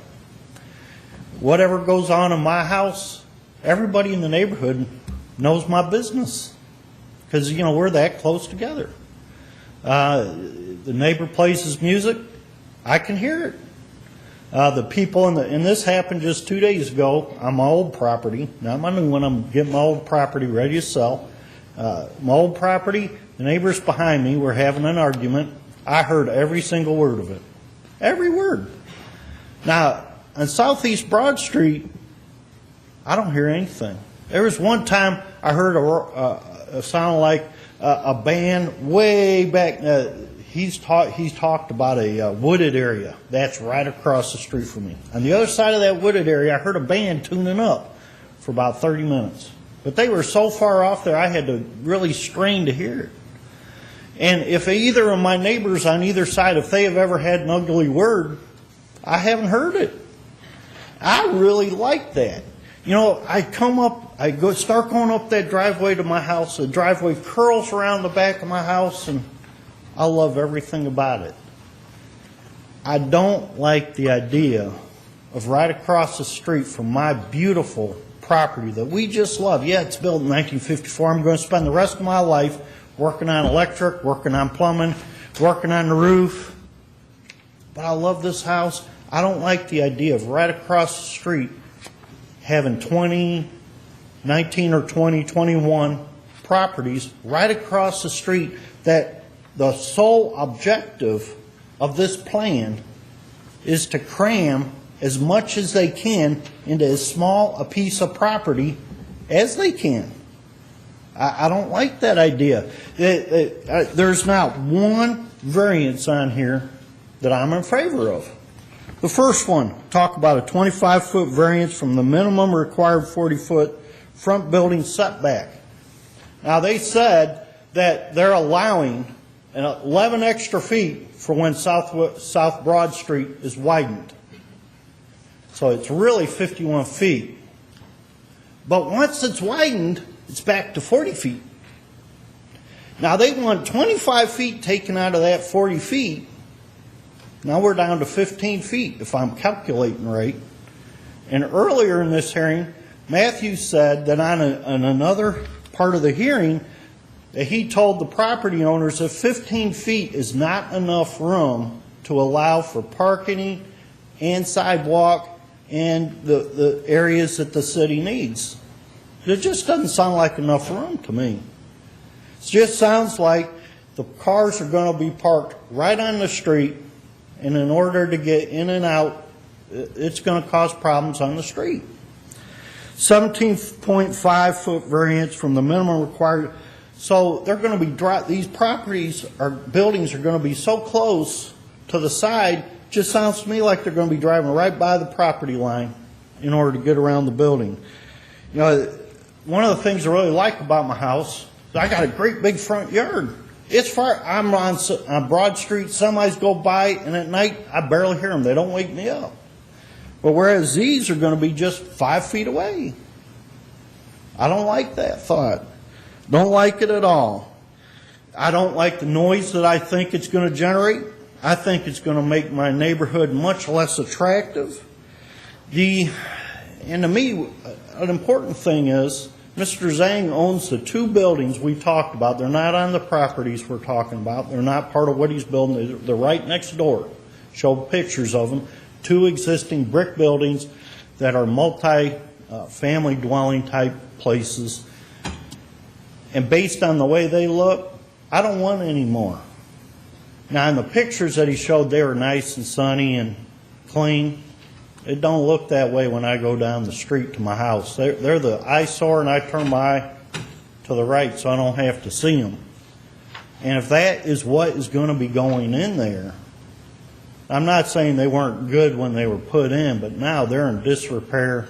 They look shabby, bad. I don't like it. What I'm envisioning happening in the future, he mentioned Silver Point, which is down past all these properties, been there for quite a long time, one of the early PUDs that went in there. And when we go past there, yes, there's a single driveway that goes down in front of all of these houses with parking in front of them. There's piles of trash everywhere. There's a pile of trash in front that is probably 10, 15 bags of trash that has been out there by the road ever since I moved in. There's a car that's been up on blocks. I haven't looked in the last week, but it's been up on blocks in the front yard ever since I moved into my house. And that's what I'm envisioning happening on these two properties. I don't like it. And he went and talked to some of the adjoining property owners and is proposing some of this stuff here. I've talked to some of my adjoining property members, and I don't see them, but none of them liked what we received in the mail about what was going to happen. Not one of us. And I would ask for you to deny every single one of these. I'm not opposed to developing. I told you I bought this for investment. The house I moved into, I bought it for investment purposes. I'm not opposed to developing. I feel like they're trying to do too much with this small piece of property, trying to put 20-some-odd buildings into just under an acre of a usable property. And yes, you can use the rest for parking. I feel like they're trying to do too much. Cut back, do less. I will be much happier. Thank you very much. All right, thank you. Mr. King or Kane? King. King, okay, thank you, sir. All right, anyone else present wishing to speak for or against the application? All right, we'll declare the public hearing closed and open the floor for further discussions or motion. And we've got 5 different parts of this application, so I guess we'll consider the 25-foot variance request first.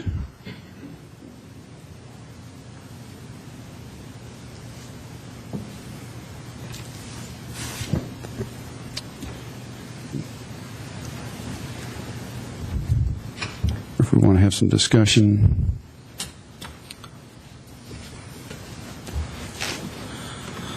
I'll start. Usually a good one to start. Yeah.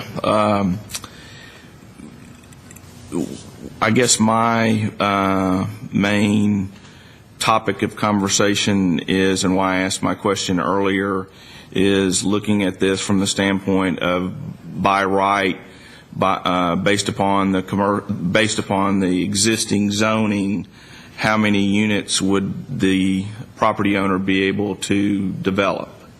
And so my understanding is that the number of units based upon the land mass, not getting the TVA easement as part of the discussion, they are not asking for any more than what they're allowed by right.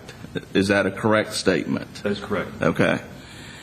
And so then we get into play that if this TVA easement wasn't here, would they be asking for any and all of these 5 different variances? And I'm not sure that what that answer would be to that question with respects to if this TVA easement is here or wasn't here. But I do think the majority of them, the reason why they're having to ask for the variances is because of the TVA easement in and of itself. So the property is impaired by the easement, which is causing them to ask for the variances in question. I understand the property owner across the street, but the fact of the matter is this is already zoned that way, and the property owner has the right to put this number of units on this property. Now, one thing that I would like to see, and back to the property owner's comments, is that since Mr. Zhang owns these two buildings here, that we take the buffering that we are proposing in front of this development, that we continue it on in front of the development that he currently owns. And that way, we've got a more appealing look to this entire development.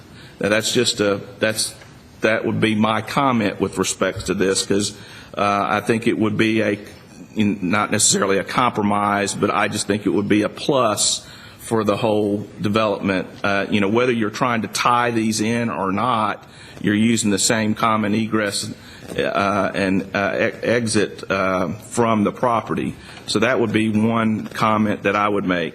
And I don't know if Ms. King's going to go here or not, but I will go ahead and voice my opinion with respects to reducing the parking spaces. I'm not a real fan of that, because I think we need as many as we can get, especially with the fact that someone's going to have to police the fact that these unit owners are going to not be able to use their garages for storage. And so I think it would be a little bit different if we started taking away parking places, if we weren't having to count on the unit owners and the parking places that are part of the garage. Now, I get why we might want to reduce one here, but I think if we're taking two more, I'm just not for that, I guess is what I'm trying to say. So those are my comments.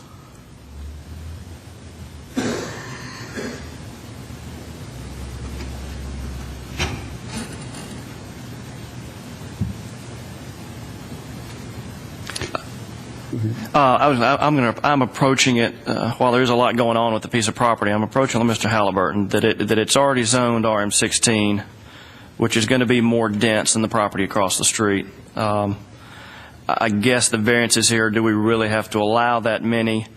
I guess that's the part that I'm struggling with, but it's, certainly the easement there has caused them some difficulty and some challenges with developing the property. So I think anything to do to help with the neighbors across the street, like you mentioned, the plantings there will certainly help. So I'm coming around, I guess. I think it would look nice with the extra plantings, for the neighbors across the street, and make it look better. So I'd be for that.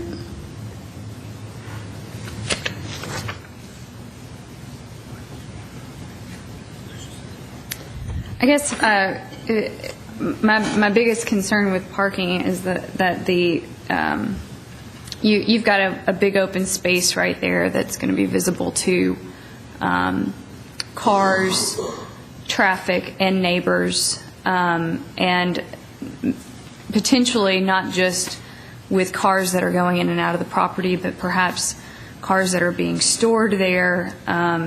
If in the more parking spaces you have, the more availability for things that don't move, and hearing voices, as the neighbor said, you're more likely to hear voices from a parking lot than you are going to hear them from the people within their homes.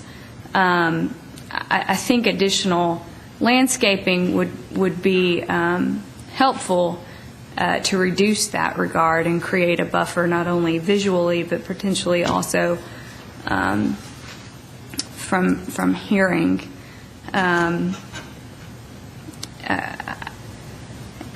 This is challenging to me, but I agree with Mr. Howell.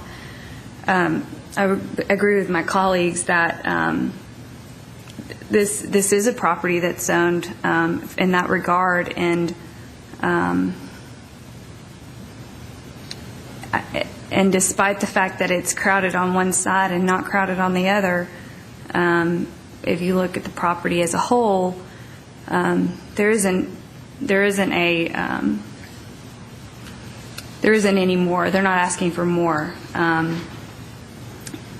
My challenge is that you are pushing up against to the front, and although I would hope that more landscaping right there would help alleviate some difficulties, I fear that taking away the additional if the road expands, that you do limit the ability to have access to sidewalks and so forth.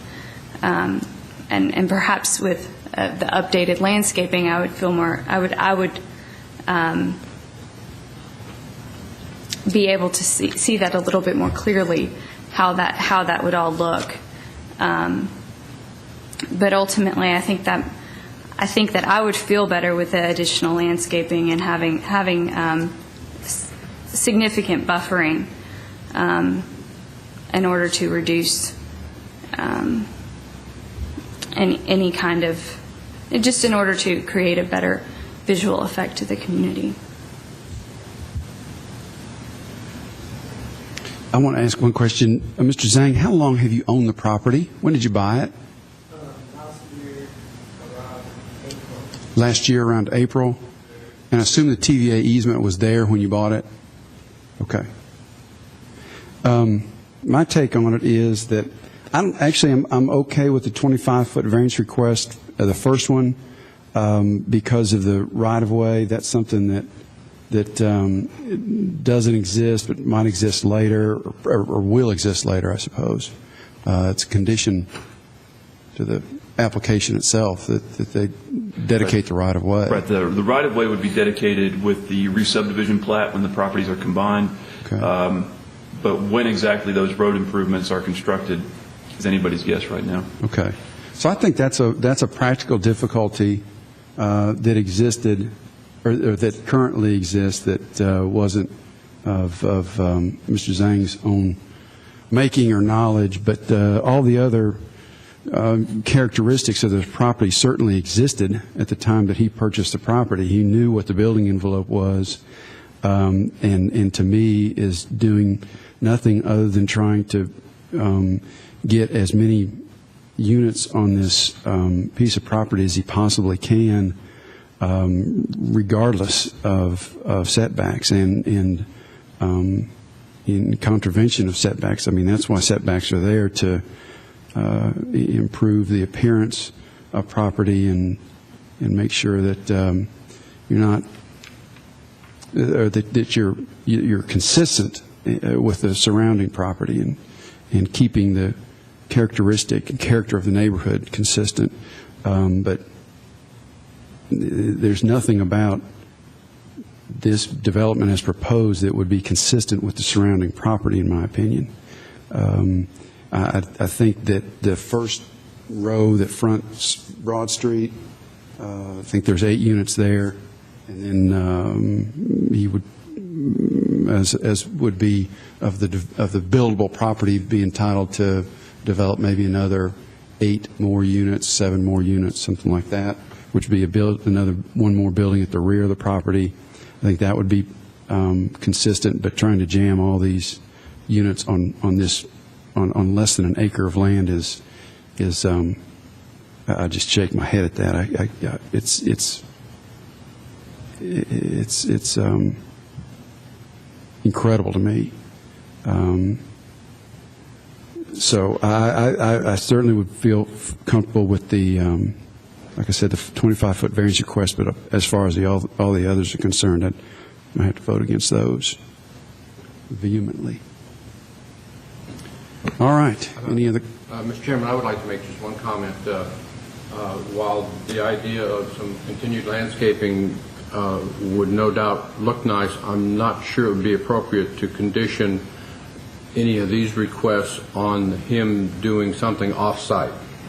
I think that a decision to condition any approvals on the landscaping that they volunteered to put on this property would certainly be appropriate, and course, other conditions can be appropriate too, but I'm not sure it would be good to go to condition it on him doing something off-site, off of this property. Even though he does own the properties, but it's a different property. But that's not to say that may not be something that he volunteers to do. And if he volunteers to do it and does it, that would be wonderful, I'm sure, but to condition it, I think would probably be a mistake for us. All right, we're ready for a motion then on, I guess, the first part of this application, the 25-foot variance request, unless there's any other comment. Well, let me ask a question. With respects to the items that Mr. Cantrell has proposed with respects to this site, irrespective of the comment that I made earlier, do we have the ability to make those conditions of approval, or will that be done at site plan? No, I think that if they are something that you want to condition as a part of approval, then it would need to be explicit in the record for the BZA and in your motion. If it's something that you do not wish to be as a condition of approval, then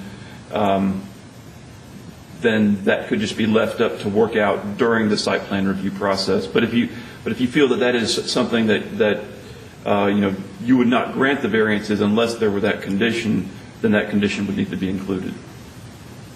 Yes, and I believe that it is appropriate to make any of those that you would want to make conditions of approval, to make those conditions of approval. Perhaps eliminating the parking place and enlarging the Laurel, I believe it was Laurel, the planting yard there, and requiring the planting yard also on the other side. I think those are appropriate conditions of approval if you choose to make them that. I think the other thing that Mr. Cantrell mentioned was that the front facades will be all brick along Broad Street. Is that correct? Right, and then the 8 or 10 trees, but I don't remember the number, whatever it was, in the front of the unit.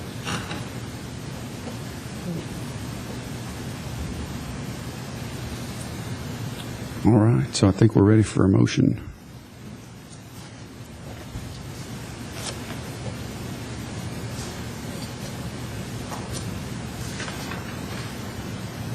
Well, I'll make a motion. We'll see how far it goes. I'll make a motion in reference to the 25-foot variance that we approve based upon the improvements that Mr. Cantrell outlined in his presentation, including the additional plantings. I will concede to Ms. King after she made her comments that we eliminate 2 parking places, both for on the north side and west or fronting Southeast Broad, both for additional planting yards, and I guess we would discuss at site plan what those plantings would be as part of those parking spaces, and also, of course, as Mr. Cantrell included, that the facing structures to Southeast Broad would be of a well, did you actually say brick or brick and hardy board? Brick. Okay, a brick facade all the way through the 3 stories of the buildings, and subject to any and all other staff comments that are made as part of this proposal.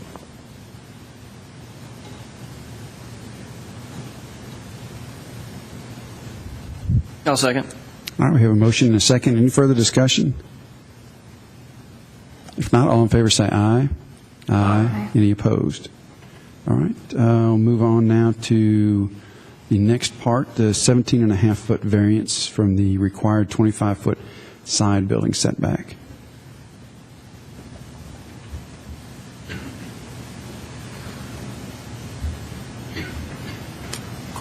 And this deals with the side drive here that butts the property he already owns. correct? Correct. It's the side property line that is along the south side of the property, adjacent to the two-building complex that's already in existence. Okay.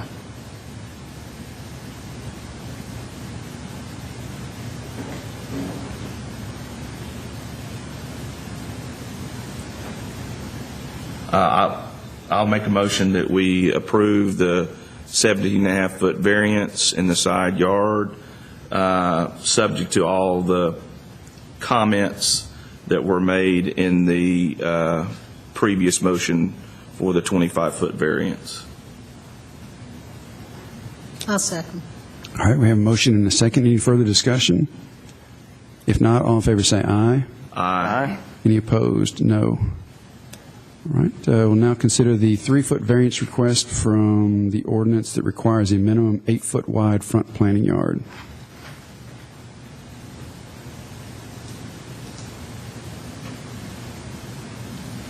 I'll make a motion to approve the 3-foot variance with the, subject to the staff and comments that were added. Second. All right, motion and a second. Any further discussion? If not, all in favor say aye. Aye. Any opposed? No. No. All right. Next, we'll consider the request for variance from the ordinance that states parking spaces or access aisle for parking spaces should not be located within a required front yard. To what extent has this been addressed, I guess, in Ken's earlier motion about eliminating the There are 4 parking spaces that remain. still within the setback? There were a total of 7 spaces that were entirely or partially within the front setback. There were 3 along the north side of the entrance drive and 4 along the south side of the entrance drive. Now, with the elimination of 2 of those spaces, there will only be 5 spaces total in the required front setback. Okay. And they'll be where? I believe he was looking to remove, or I believe the discussion was to remove 1 on both sides of the driveway aisle. Correct.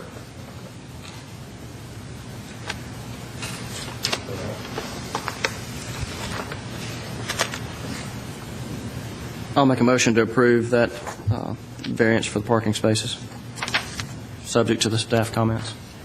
I'll second. All right, motion and a second. Any further discussion? All in favor say aye. Aye. Any opposed? No. All right, and finally, the variance from the ordinance that states that a type C buffer is required to be planted when property in an RM16 zone abuts residential duplex zone. I have a quick question about that. There was mention that the TVA, it requires a certain height. Could you explain the type C buffers and how high those might be, and are there any variations in a type C buffer that would be amenable to the TVA? What I think I'd like to do is ask Mr. Adams if he's available to come speak to the board about what would and would not be allowed in the type C buffer. Mr. Adams with our urban environmental department is much more knowledgeable about the plant materials than I am.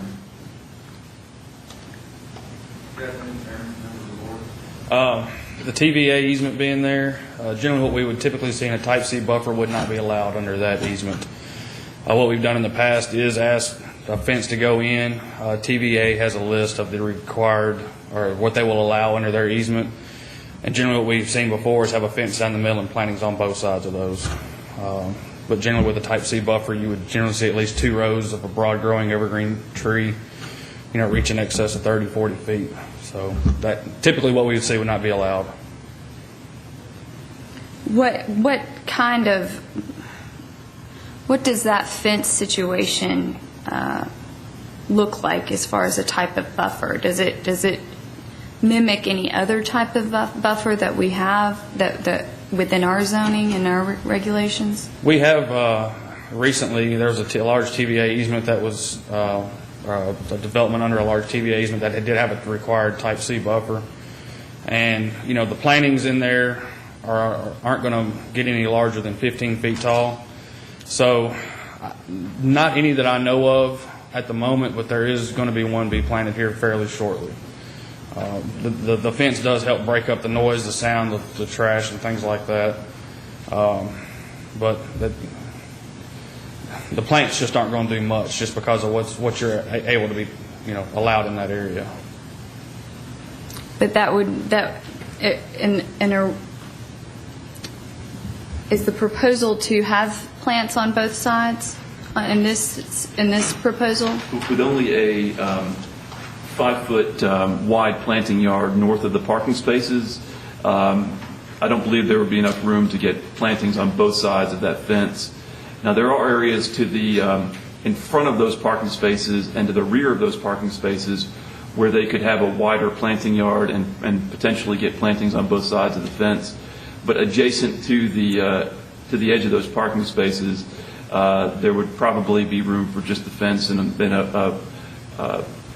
some narrow vegetation if it's just going to be 5 feet as they proposed. My only concern with the 5 feet is generally we want to see the fence on the subject property side, the plantings on the that are adjacent to the other property owners, so they can have the benefit of the plantings. And if you have a tight planting yard like that, and you've got a fence right up to those parking stalls, that fence is probably going to get hit unless you can put some kind of wheel stops in or something like that in that area. And then it kind of makes it hard to access for maintenance. We'll definitely have a gate in the fence, or request they put a gate in the fence or something like that, so they can't access that other side to plant on it. And that's part of the reason why I kind of worded my recommended condition of approval in saying that a 6-foot privacy fence must be installed along the northern property line, subject to approval by the TVA. In addition, an alternative landscape plan must be approved by the Urban Environmental Department, because working in this tight area would probably require some detailed working together by Urban Environmental and the applicant to come up with an acceptable plan for both access and maintenance of that area. Thank you both. You're welcome. One other thing too is once we approve it, it does have to go to TVA for their approval. And sometimes if you follow their guidelines, sometimes they say, hey, in this area it can't get taller than this. So depending on it depends on the site sometimes. So what we approve might not be approved by TVA also. Anything else? I think I heard you said both ways, but as I look at this drawing, the privacy fence would be right next to the parking space, and then the 5-foot planting yard is on the outside of the privacy fence in the neighbor's, not in the neighbor's property, but in a 5-foot strip where someday there could be issues about access. I don't know what the neighbors is today, and certainly we don't know what it'll be tomorrow. And there was some other discussions about having the plantings inside the fence. So if there's I can see how it's proposed, but if there's a preference to have it a different way, we need to make that clear. There's been discussion about plantings on both sides of the fence, and they're only shown on one here. In the areas where we can have plantings on both sides of the fence, I think it would be acceptable to have it there. But on the areas where we can't have it on both sides of the fence, I think it would be advantageous to have it on the property owners, on the adjacent property owner sides, for their benefit. Otherwise, they're just going to be staring at a blank fence. Right. And unless the Board of Zoning Appeals has a preference, I think the location of the fence would be something that would be worked out at a later stage as far as what is beneficial for access and maintenance of the planting yard.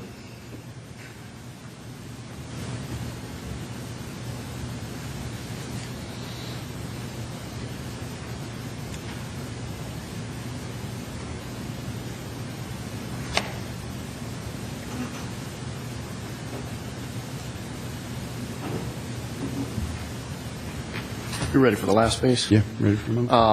I'll make a motion to approve the variance to the Type C buffer. And I'll second. All right, motion and a second. Any further discussion?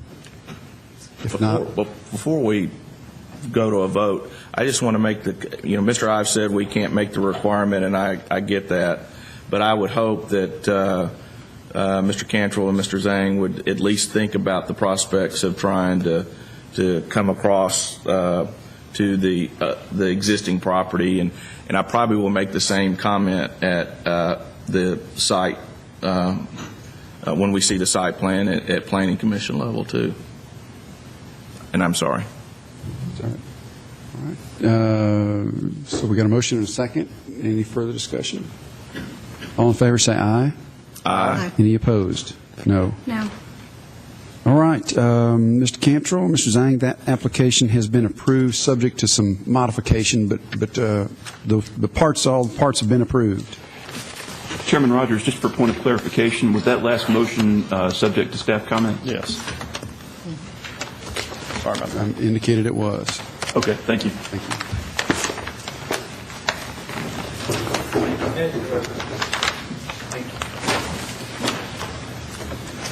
All right, next we will consider application Z14034 by Ms. Julie Smith for Absolute Fireworks, requesting a special use permit in order to operate a temporary fireworks retailer, and then also a variance from the ordinance that requires that in the event a proposed location of a temporary vendor be on the site of an existing permanent business, the number of parking spaces displaced by the temporary vendor will not be more than 25% of the total parking available. All right, Mr. Baum, if you'd review that one for us, please. Yes, sir. Thank you, Chairman Rogers. This is a location that Ms. Smith has been approved at for numerous years in the past, more specifically from 2006 through 2013.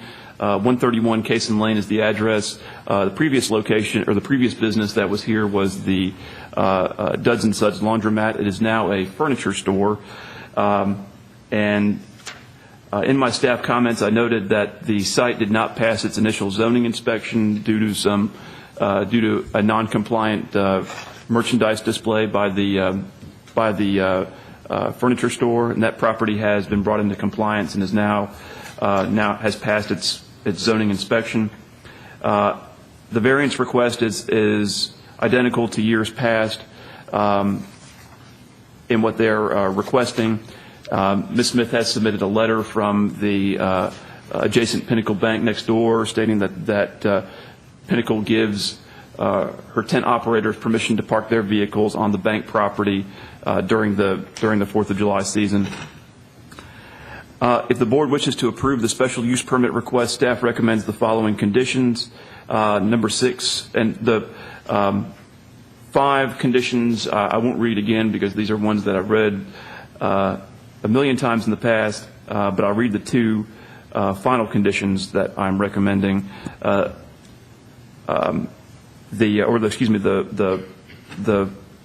final condition, number 7, which is comprised of two points. There shall be no outdoor product display or storage in the southernmost row of parking spaces. That's with regards to the furniture store scaling back their already approved furniture display, and they've agreed to do that. In addition, the delivery truck for the furniture store, which typically takes about 3 or 4 parking spaces at the very front of the site, should be parked off-site, and they've agreed to do that as well, so that because Ms. Smith is asking for a parking variance, as many parking spaces will be available as possible. And Ms. Smith has actually decreased the size of the tent from 30 by 45 to 30 by 40 this year, so it is a slightly smaller tent. But the operation of this site will be identical to years past in all other respects. With that being said, I'll be happy to answer any questions. Ms. Smith is in attendance if you have any questions for her. Each of these 2 components should be taken in separate motions. All right. Thank you, Mr. Blomley. Questions for Mr. Blomley? All right. Ms. Smith, anything you'd like to add? All right. Then at this time, we'll conduct a public hearing. Anyone present wishing to speak for or against the application?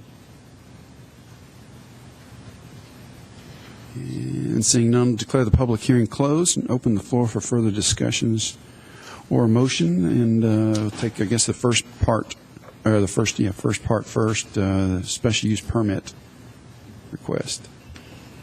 I'll make a motion to approve the special use permit subject to staff comments. Second. Motion and a second. Any further discussion? Not all in favor say aye. Aye. Any opposed? All right, and then the variance request.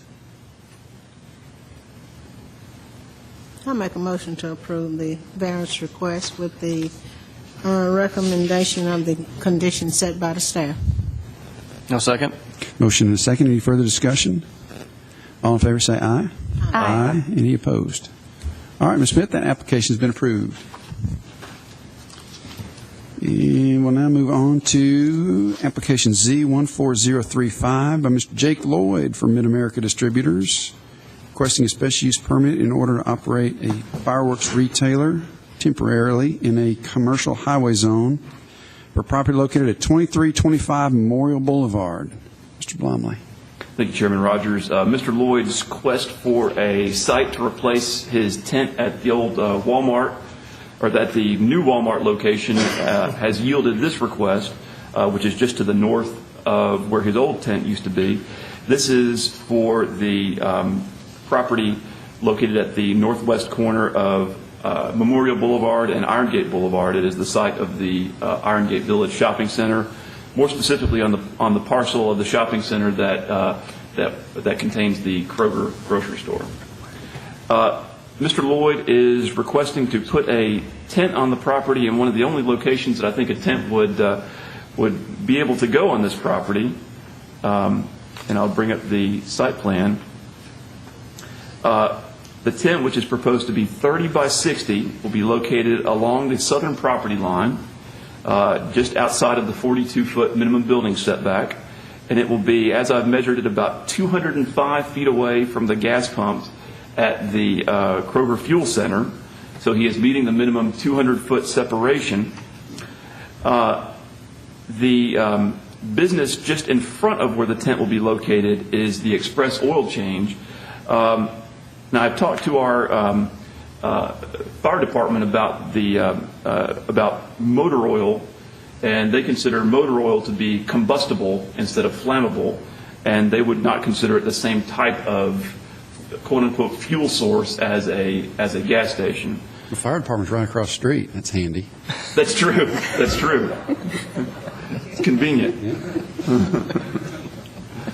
But the site does appear to meet the minimum requirements. It is outside of the 250-foot separation requirement for on-premise consumption of alcohol. There are actually about 3 or 4 fire hydrants within 500 feet of the tent. So in addition to the fire department across the street, there are numerous fire hydrants. Mr. Lloyd is making application for only the July 4th selling season, and he will operate the tent in much the same way with regards to the other standards that he operates his other tents. With regards to traffic management, he will be placing a Type 3 barricade along the east side of the tent and along the west side of the tent in order to discourage traffic from interfering with the operation of the tent and with the pedestrians accessing the tent. If the board wishes to approve this request, staff recommends the standard 6 conditions, and then number 7, 1 Type 3 barricade must be installed to the west of the tent, and 1 must be installed on the east side of the proposed tent, and the barricades must be in place for the duration of the selling season. And I do have some photographs. This is the Kroger. And where I have proposed tent location is approximately where the tent would be located.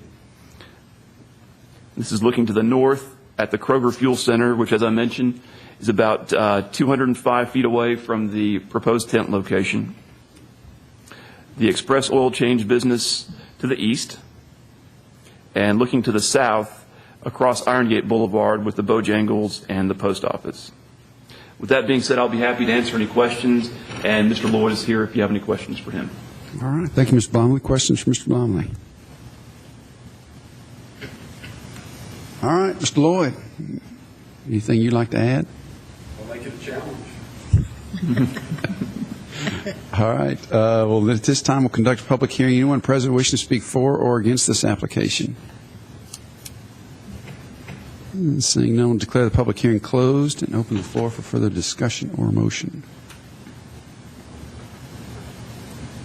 Mr. Chairman, with no further questions, I'd make a motion to approve the special use permit along with the recommended conditions that were set by the staff. Looks like, Mr. Lord, you're going to be well covered this time.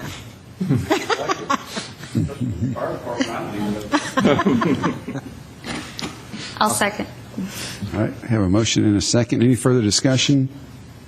I will say this: the parking lot is a congested parking lot. As you can just tell from the picture, I mean, there were a lot of cars in that parking lot, and that's on a fairly light day. That parking lot will fill up completely on days around holidays like the 4th of July. So, with your parking and with parking going into Kroger, it's going to be a little tight, but, I mean, I'm willing to see how it goes. Took some coercing with the manager, which has to approve it. I basically told him to cause some problems. I won't ever ask you again. Yeah, we'll kind of see how it goes.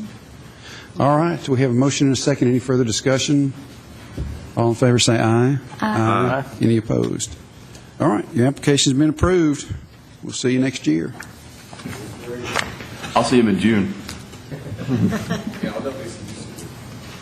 All right, now we'll have application Z14036 by Mr. Clyde Roundtree for Huddleston Steel and Mr. John Westland of the Presbyterian Student Fellowship. He's requesting a special use permit in order to expand an existing student center in a residential multifamily RM16 zone located at 2529 Middle Tennessee Boulevard and 618 Crestland Avenue. Mr. Blomley. Thank you, Chairman Rogers. The subject property is comprised of two parcels, as you mentioned just now. The existing Presbyterian Student Fellowship is located at 2529 Middle Tennessee Boulevard, and you can see on the aerial that is the property here, where my cursor is. And the Presbyterian Student Fellowship has purchased the property to the rear, or to the west, located at 618 Crestland Avenue. Both parcels are zoned RM16, and they wish to expand the existing student center use, which was approved by the Board of Zoning Appeals for the property along Middle Tennessee Boulevard back in late 1983, early 1984. So it has been in existence for quite some time. The existing access onto Middle Tennessee Boulevard and the existing parking area is substandard. It would not meet muster with today's standards. And so I believe the PSF has difficulties with both access and sufficient parking. And so one of the things that they are desiring to do is to construct additional parking and better access that will better serve their property. The property along Crestland Avenue that they have purchased is comprised of a single-family home, and currently several students associated with the PSF currently reside in that home. With the expansion of the use onto this property, the structure at 618 Crestland would actually become part of the student center use. So right now, I believe they have 3 students living in the house along Middle Tennessee Boulevard, and 2 or 3 students living in the house on Crestland.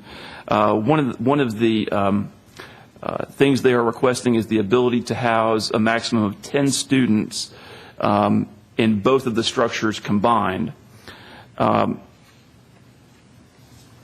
And also, as I mentioned, they are wishing to construct parking lot improvements.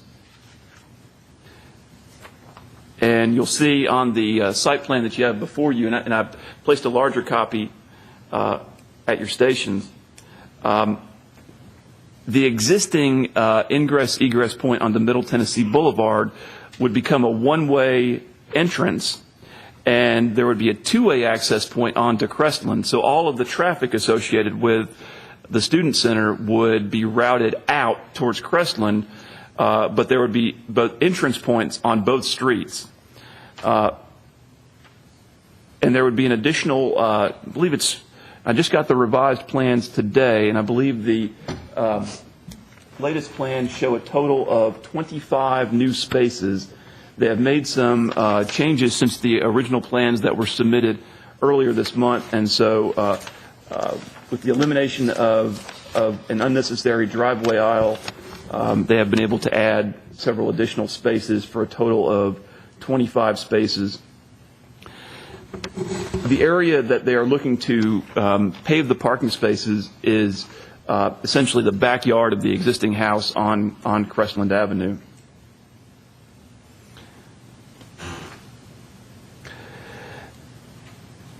As I mentioned, the existing parking lot on the property on Middle Tennessee Boulevard is very small and does pose some maneuvering difficulties. Not to mention that it is only wide enough for one car, so the existing ingress and egress is complicated by the fact that if one car is exiting, there's not enough room for another car to get in and enter the site. The applicant has submitted well, first, before I go into more details of the site design, here's the aerial photograph that I was showing you before.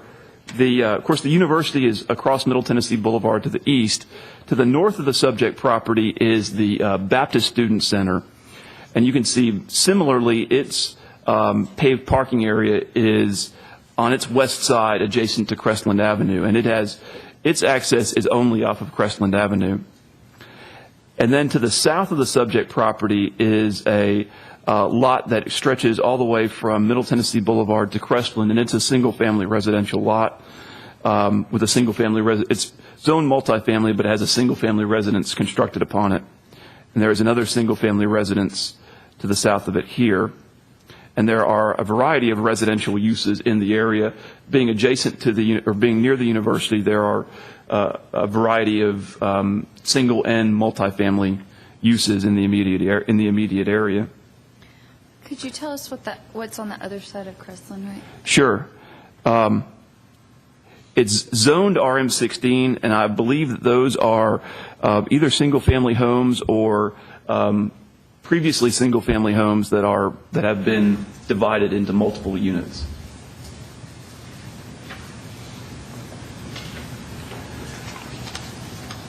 The applicant this morning, I just received it this morning, has submitted a lighting plan. A lighting plan is not required in going to the Board of Zoning Appeals, but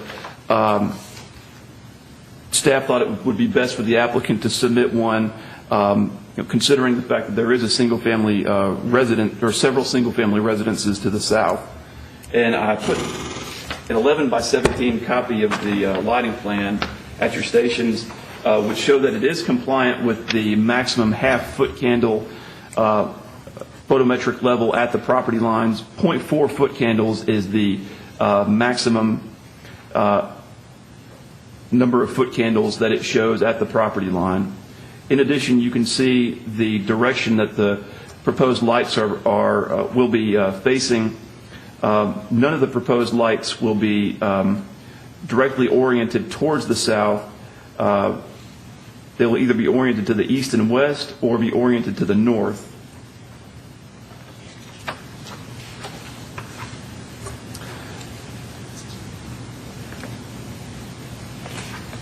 And the applicant has submitted a landscaping plan as well, which doesn't call out a specific type of buffer, but it does show evergreen plantings along the south lot line.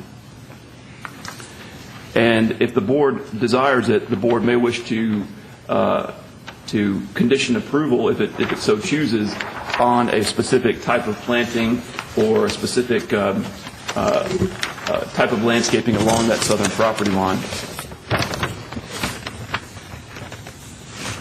With that being said, if the board wishes to approve the special use permit, staff recommends the following conditions.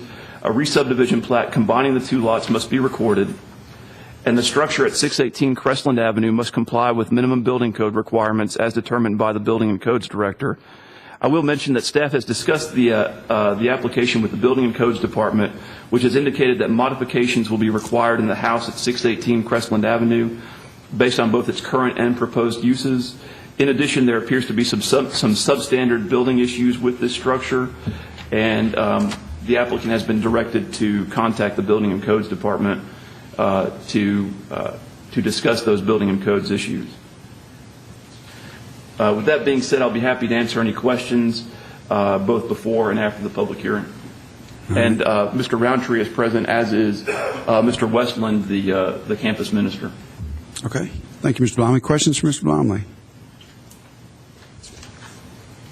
Matthew, you mentioned that the Baptist Center to the north does not have access onto Middle Tennessee Boulevard. Is that true for the other houses that continue on to the north and south of this property? I'd say that the majority of them probably do have access to Middle Tennessee Boulevard. Do, okay. And I did neglect to, and I think it's probably important that I show the photographs that were included to the board members as well. This is the house at 2529 Middle Tennessee, or the existing student center. And this is looking north towards the front of the Baptist Student Center and campus across to the east. This is the adjacent house to the south. The existing driveway off Middle Tennessee Boulevard, as you can see, it's pretty narrow. This is the existing parking area. The covered patio at the rear of Middle Tennessee, at the property at Middle Tennessee Boulevard. This is the existing recreation area at the rear of the student center. This is the house at 618 Crestland that the PSF has recently purchased and wishes to incorporate into its student center use. And this is the existing tree line along the south lot line of 618 Crestland. And there is the adjacent house to the south fronting on Crestland. And this is the adjacent Baptist Student Center parking lot to the north. The rear of the house at 618 Crestland. The area of the proposed parking lot. And this is looking west along the south property line. Looking toward the south property line. As you can tell, there are some trees along the south property line. In some areas, they're more dense than others, and in some areas, they're more sparse than others along that property line. South property line again, and again. Matthew, didn't we had an application along this, I don't know if it was a group assembly home, we had something like that and had to deal with some issues with ingress and egress and the proposed widening of, I don't remember the details of it. Yeah, that was the last student center that we actually had come before the BZA was the student center that was operated by the Family Worship Center. I believe that is no longer operated by Family Worship Center there on that property, but that was just a block or two away from this site, and there were some ingress egress issues with that particular site. And I think that if I recall correctly, the ingress egress into that site was going to remain substandard until the roadway was improved. I think that was before the board, maybe in 2011, 2012. Has there been a review of this plan with regard to drainage? Yes, this was submitted for site plan review simultaneous with submittal to the Board of Zoning Appeals. It's being reviewed administratively. It will not be required to go to the Planning Commission. I have not discussed the drainage plan with our engineering department, so I can't report back to that other than to say that our engineering department has reviewed and will continue to review to make sure there's no negative impact on adjacent properties.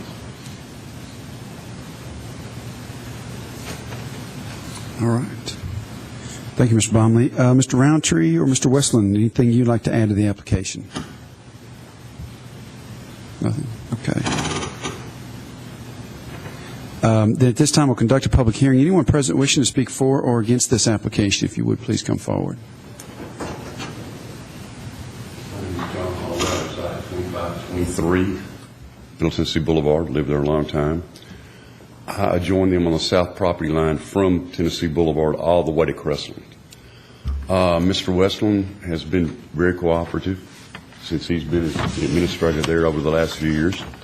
He's keeping me informed in this and that. I had met with Matthew also, who's been very helpful in this.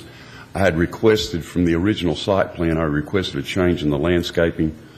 I get a little coaching on that, and I think we required green giant, or asked for green giant arborvitae along the adjacent property line. I believe there's about a 12-foot planting area north of the fence on their property. I asked it to be extended from the 618 Crestland property around 28 feet with a curb brought up to the rear of my garage. I have a lattice fence there. It was not included in the original site plan. One thing that I did ask that the curbing come up past my lattice fence, with the plantings also of the evergreens, the arborvitae there. I don't know. I just saw the lighting plan this morning, and he mentioned a new revised site plan as of today, and I have not seen that. Has that been addressed, Matthew? Mr. Holloway, which particular issue are you asking him to address? I've seen the lighting plan. If that's passable and the lighting is facing north, I have no problem with that. The ingress, egress to the property will be nothing but an improvement. I've lived there ever since it's been Presbyterian Student Fellowship and prior. They were allowed only 5 cars on that site by the zoning appeals at that time in the late 80s, mid 80s. That is a maximum that could go on that previous site. With the construction of Middle Tennessee Boulevard about to get underway, hopefully after years and years and years, as the attorney knows, it will be a lot better an ingress, egress for the student fellowship group if they'll leave out on Crestland. That's the reason that's the way I do my ingress and egress. I don't even have a driveway to Middle Tennessee Boulevard. I come out on Crestland in the rear. Much easier, much safer. So that's going to be a great improvement for them. And from what I've seen, the site plan, and if the codes is going to get involved in the 618 Crestland house for student use, that's going to be a great improvement over the last few years. So I see a lot of positive things. The Baptist parking lot has been there for quite a while. It's not up to the landscape planners in the parking lots. They weren't required at that time. So bringing this parking lot up with the 20 or 25 additional spaces that they will be allowed, with the parking lot planners, the lighting for the safety concerns, facing the lighting as they've done, as I've seen this morning, to the north with the Foot Candles property, because it actually is single family to the south side of this fence, the whole property line. And if they address the additional curbing and landscaping of about 30 feet on the new site plan, I'm perfectly fine with it. But I would like those addressed. Could you tell us, with respect to their parking as it is now, where you would want those trees to be? On the we don't landscape have a plan, picture of your lattice fence, and so it's hard for me to. There's a fence on my property all the way from Tennessee Boulevard to within about 100 feet of Crestland. It goes all the way down there with the exception of my garage in between. I think we actually have a photograph. We can put it up on the screen. Okay. Yeah, part of it anyway. There's the my lattice. garage is right. You can't see. It'll be off the left-hand side of the screen here. Excuse me. Can't see what I'm looking. You're looking from their side. My garage would be right off to the left-hand side of the screen. The plantings, I requested the curb on the original site plan where the fence is solid there. They showed a curb and a 12-foot landscape area there with laurels there, which I didn't think that was satisfactory. Along that fence line, I wanted some evergreens, which we went with the arborvitae, and I guess that's shown on the new site plan. I haven't seen it. But the curbing stopped at the solid fence. I requested that the curbing come up. I think that's about 28 feet.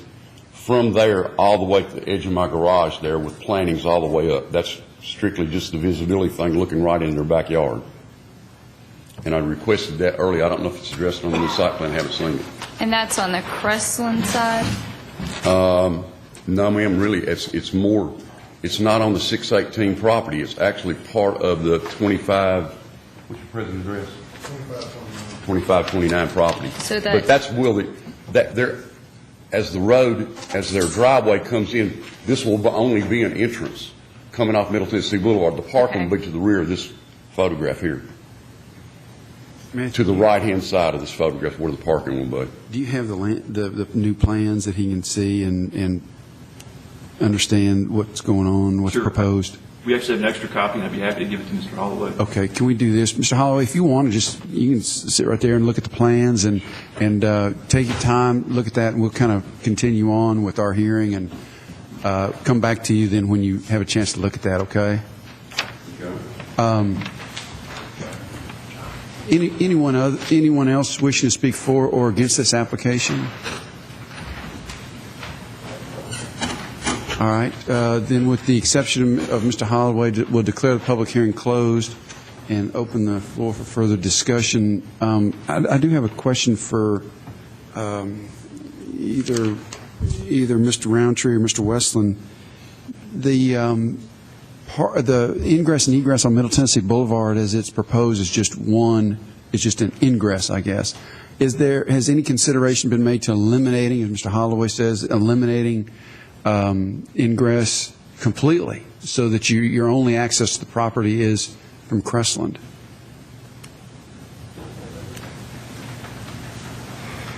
John Westland. The reason that we talked about maintaining that, if you saw as you saw the front of our property, you see kind of the big blue sign, and a lot of it is awareness of where we are. We have volunteers from local churches bring in food for our college students to gather each week, and it's far easier for them to find us off of that main road than off the Crestland Drive, in addition to new students that come in finding us and those kind of things. I would imagine, particularly the students who come regularly, will start using Crestland a whole lot more than the Middle Tennessee. But the reason that we requested that we maintain that is just so that we're easier to find as an organization. Okay. Kind of what I figured. Mr. Bowman, do you know anything about the improvements to Middle Tennessee Boulevard and how they would affect the property? I have not reviewed those in relation to this property. Nor have I. There is going to be a substantial area with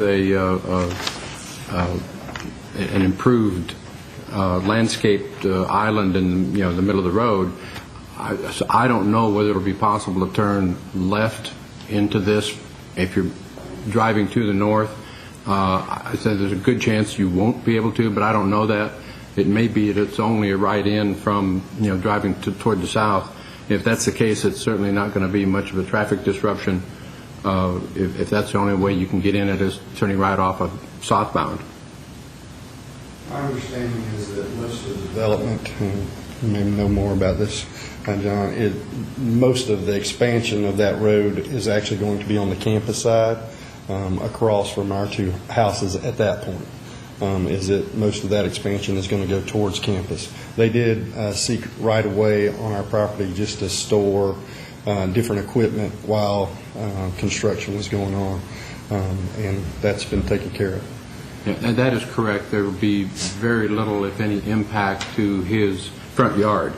But what impact the median will have, I don't know. I'm not aware of that either. Okay. All right. Thank you, sir. Yes, sir. I think I can answer the question on that. As I've looked at the previous plan, unless Middle Tennessee Boulevard plan has changed, the median will impact this, and I believe there will only be ingress from the south side, or the lane going towards southbound for right in only, I believe, and I believe the other entrance is on Ewing or Eaton 1. There's not a cross section there. And there's no plan for right turn lane, is there? No, not in the middle of the block, no. And he would be in the middle of the block. It looks like the extruded curb has been extended as I requested to the rear past the lattice fence, as long as the landscape, I don't have the landscape material list. Is it on here? Is it in the back? Did you address the green giant? Okay.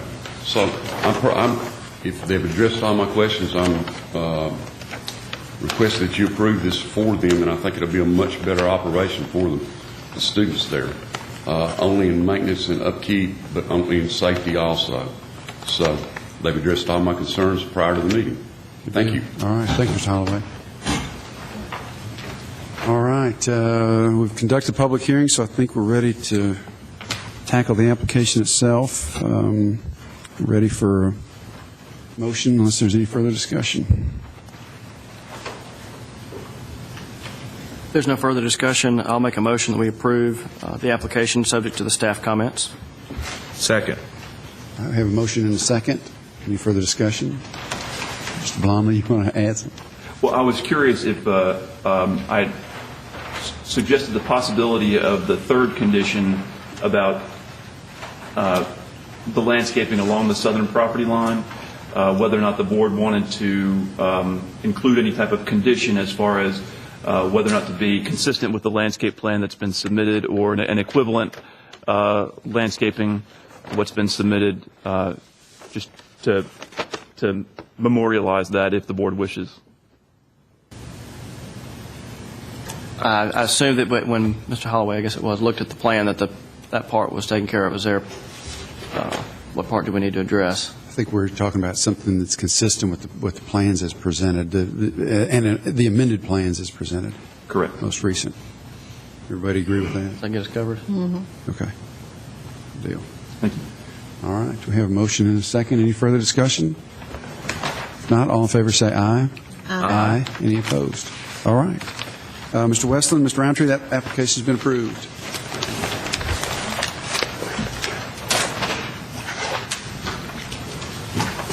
All right. Finally, we'll consider application Z14037 by Mr. Richie Boland for Middle Tennessee Christian School. He's requesting a special use permit in order to expand the school in a residential RS-15 zone. And, of course, the property is located at 100 East MTCS Road. More specifically, the applicant is seeking approval to construct 6 lighted tennis courts on the property. All right, Mr. Blomley, if you'd review that one for us, please. Yes, sir. Thank you, Chairman Rogers. The property, as you mentioned, is located at 100 East MTCS Road. It's the location of the current Middle Tennessee Christian School.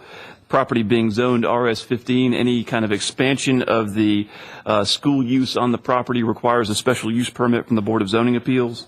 The applicant wishes to construct a 6-court tennis complex on the property, and that complex will be lit.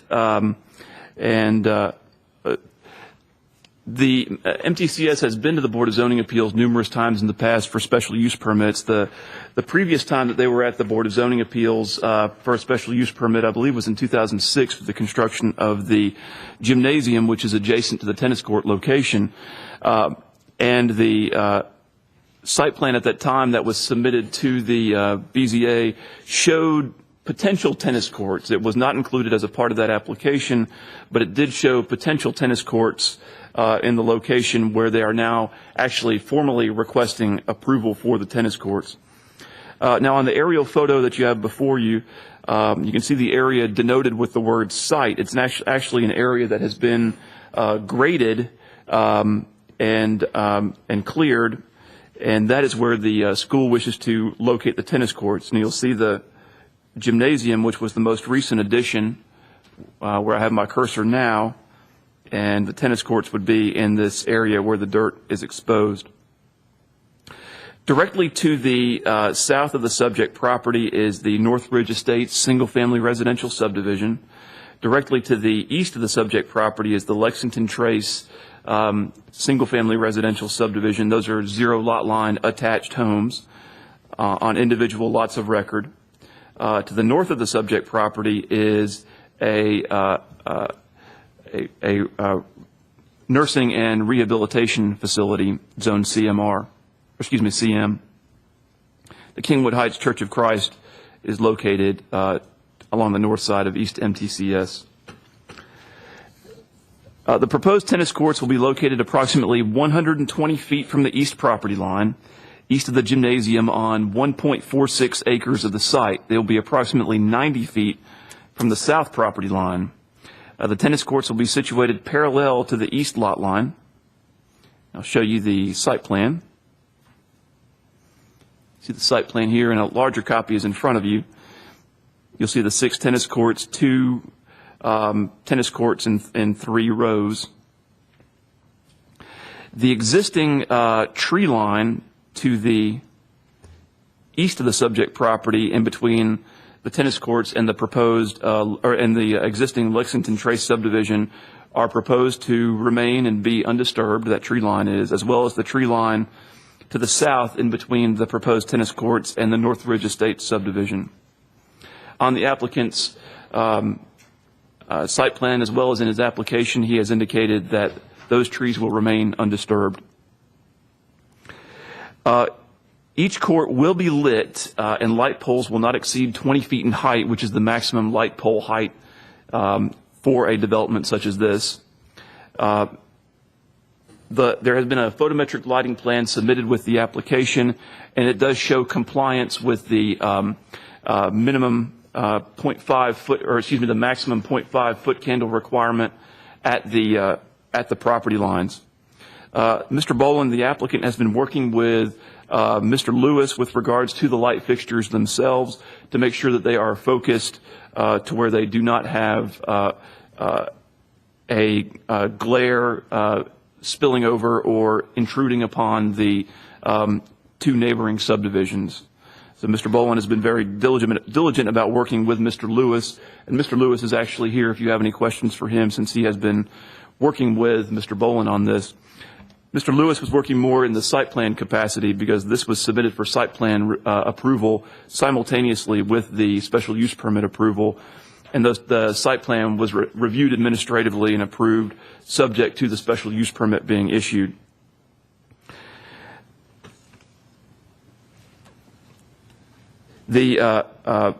According to the application, the courts will be used from 8 a.m. until 10 p.m. Monday through Friday. Not continuously, of course, but during those hours. In addition, tournaments and clinics will be held on the weekends. I mentioned the existing mature tree line. You can see that the tree line is actually not right on the eastern property line. So there is quite a distance of separation, even in between the tree line and the existing residential lots to the east. The applicant, as I mentioned, will be preserving that tree line. There are some gaps in the tree line, however, some small gaps.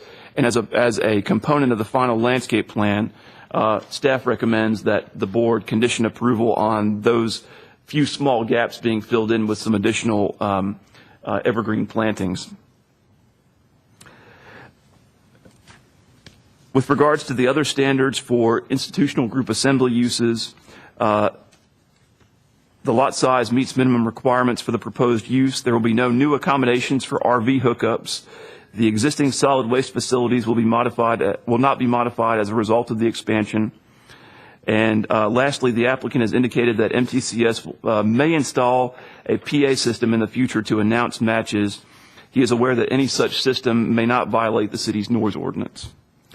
And in addition, you will notice on the site plan that there is a small concession building that will be constructed along with the tennis courts.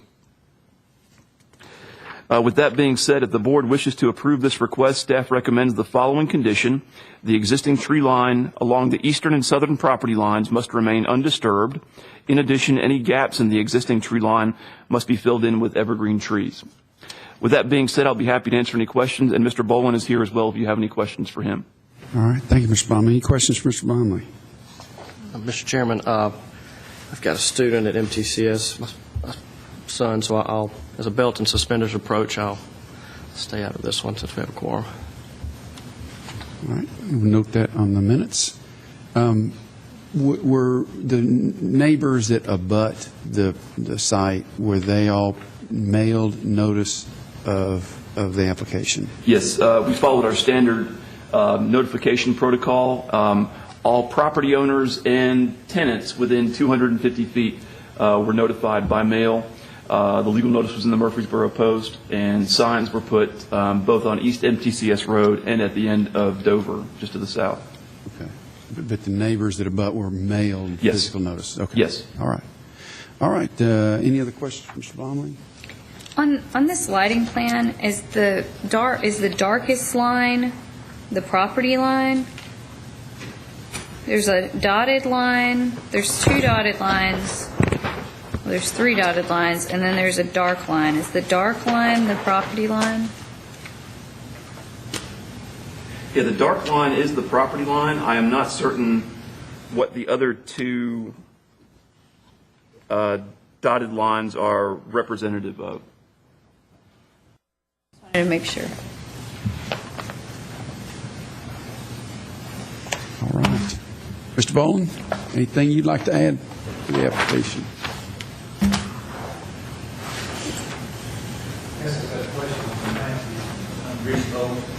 Do you have the pictures of that tree line that were in the packet? Can we show them those? Sure. The one thing I'm a little concerned about is trying to fill in those gaps. This is a mature tree line, and, if you go to digging to plant trees, I think in another year or two, those gaps are going to close automatically, and if I go digging and disturbing roots, planting trees, I don't think I could do more damage to the trees that I think would grow together than I would trying to fill a gap in the same amount of time. Here are the photographs of the property. This is the location of the proposed tennis courts, and this is looking south at the existing tree line adjacent to Northridge Estates. This is looking north from the subject property, and looking north again. Here, for example, it's a little bit less dense in the here in this corner as we head east, and there's another gap here. But certainly, it's at the board's discretion whether they wish to include that as a condition of approval. Well, in those areas, can you and maybe not place trees at the tree line, but is there room within this plan to place trees in front of or behind that tree line on your property? We could, yes, but if we got on the backside, our property line's, I don't It's know closer. exactly how many feet. It's quite a bit. We've got quite a bit of room on the other side, on the east side of that. But who would really maintain at that point? Because we do mow the back, or they just mowed. In other words, like that gap right there, that's the one I was mainly concerned about, or that I really picked up. Those trees will grow together faster than I can grow a tree in that area anyway. They're all going to be fighting for the same nutrition and sunlight. That's not a huge deal, but I'd hate to tear up a big tree planting a little tree. I wish Mr. Adams were still here.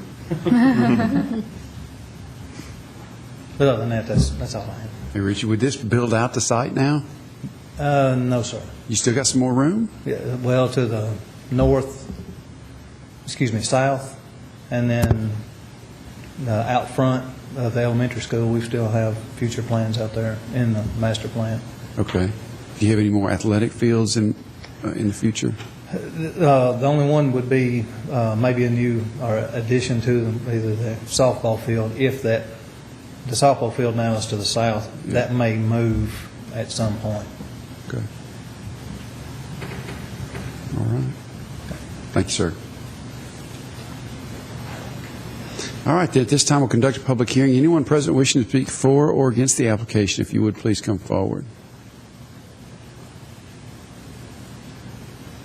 Seeing none, we'll declare the public hearing closed and open the floor for further discussions or motion. No further questions. I'll make a motion to approve the application with the recommendations of the conditions as set by the staff. And if it was acceptable to the board, that condition could be changed to that those gaps be filled in if feasible and approved by the Urban Environmental Department. 'Cause, as staff, we certainly wouldn't want to harm any of the existing trees or vegetation. I think that's a good approach. Just get Mr. Boland and his folks to work with the urban environmental staff as to the best route to work out the gaps. How about that? But not mandate that he plant trees if that's not the best route to go. Ditto. Ditto. Did we get a second? Not yet. Second. Got a motion and a second. All right. Any further discussion? If not, all in favor say aye. Aye. Any opposed? All right, Mr. Boland, that application's been approved. Thank you. Good to see you again. All right. Staff reports and other business. I have none.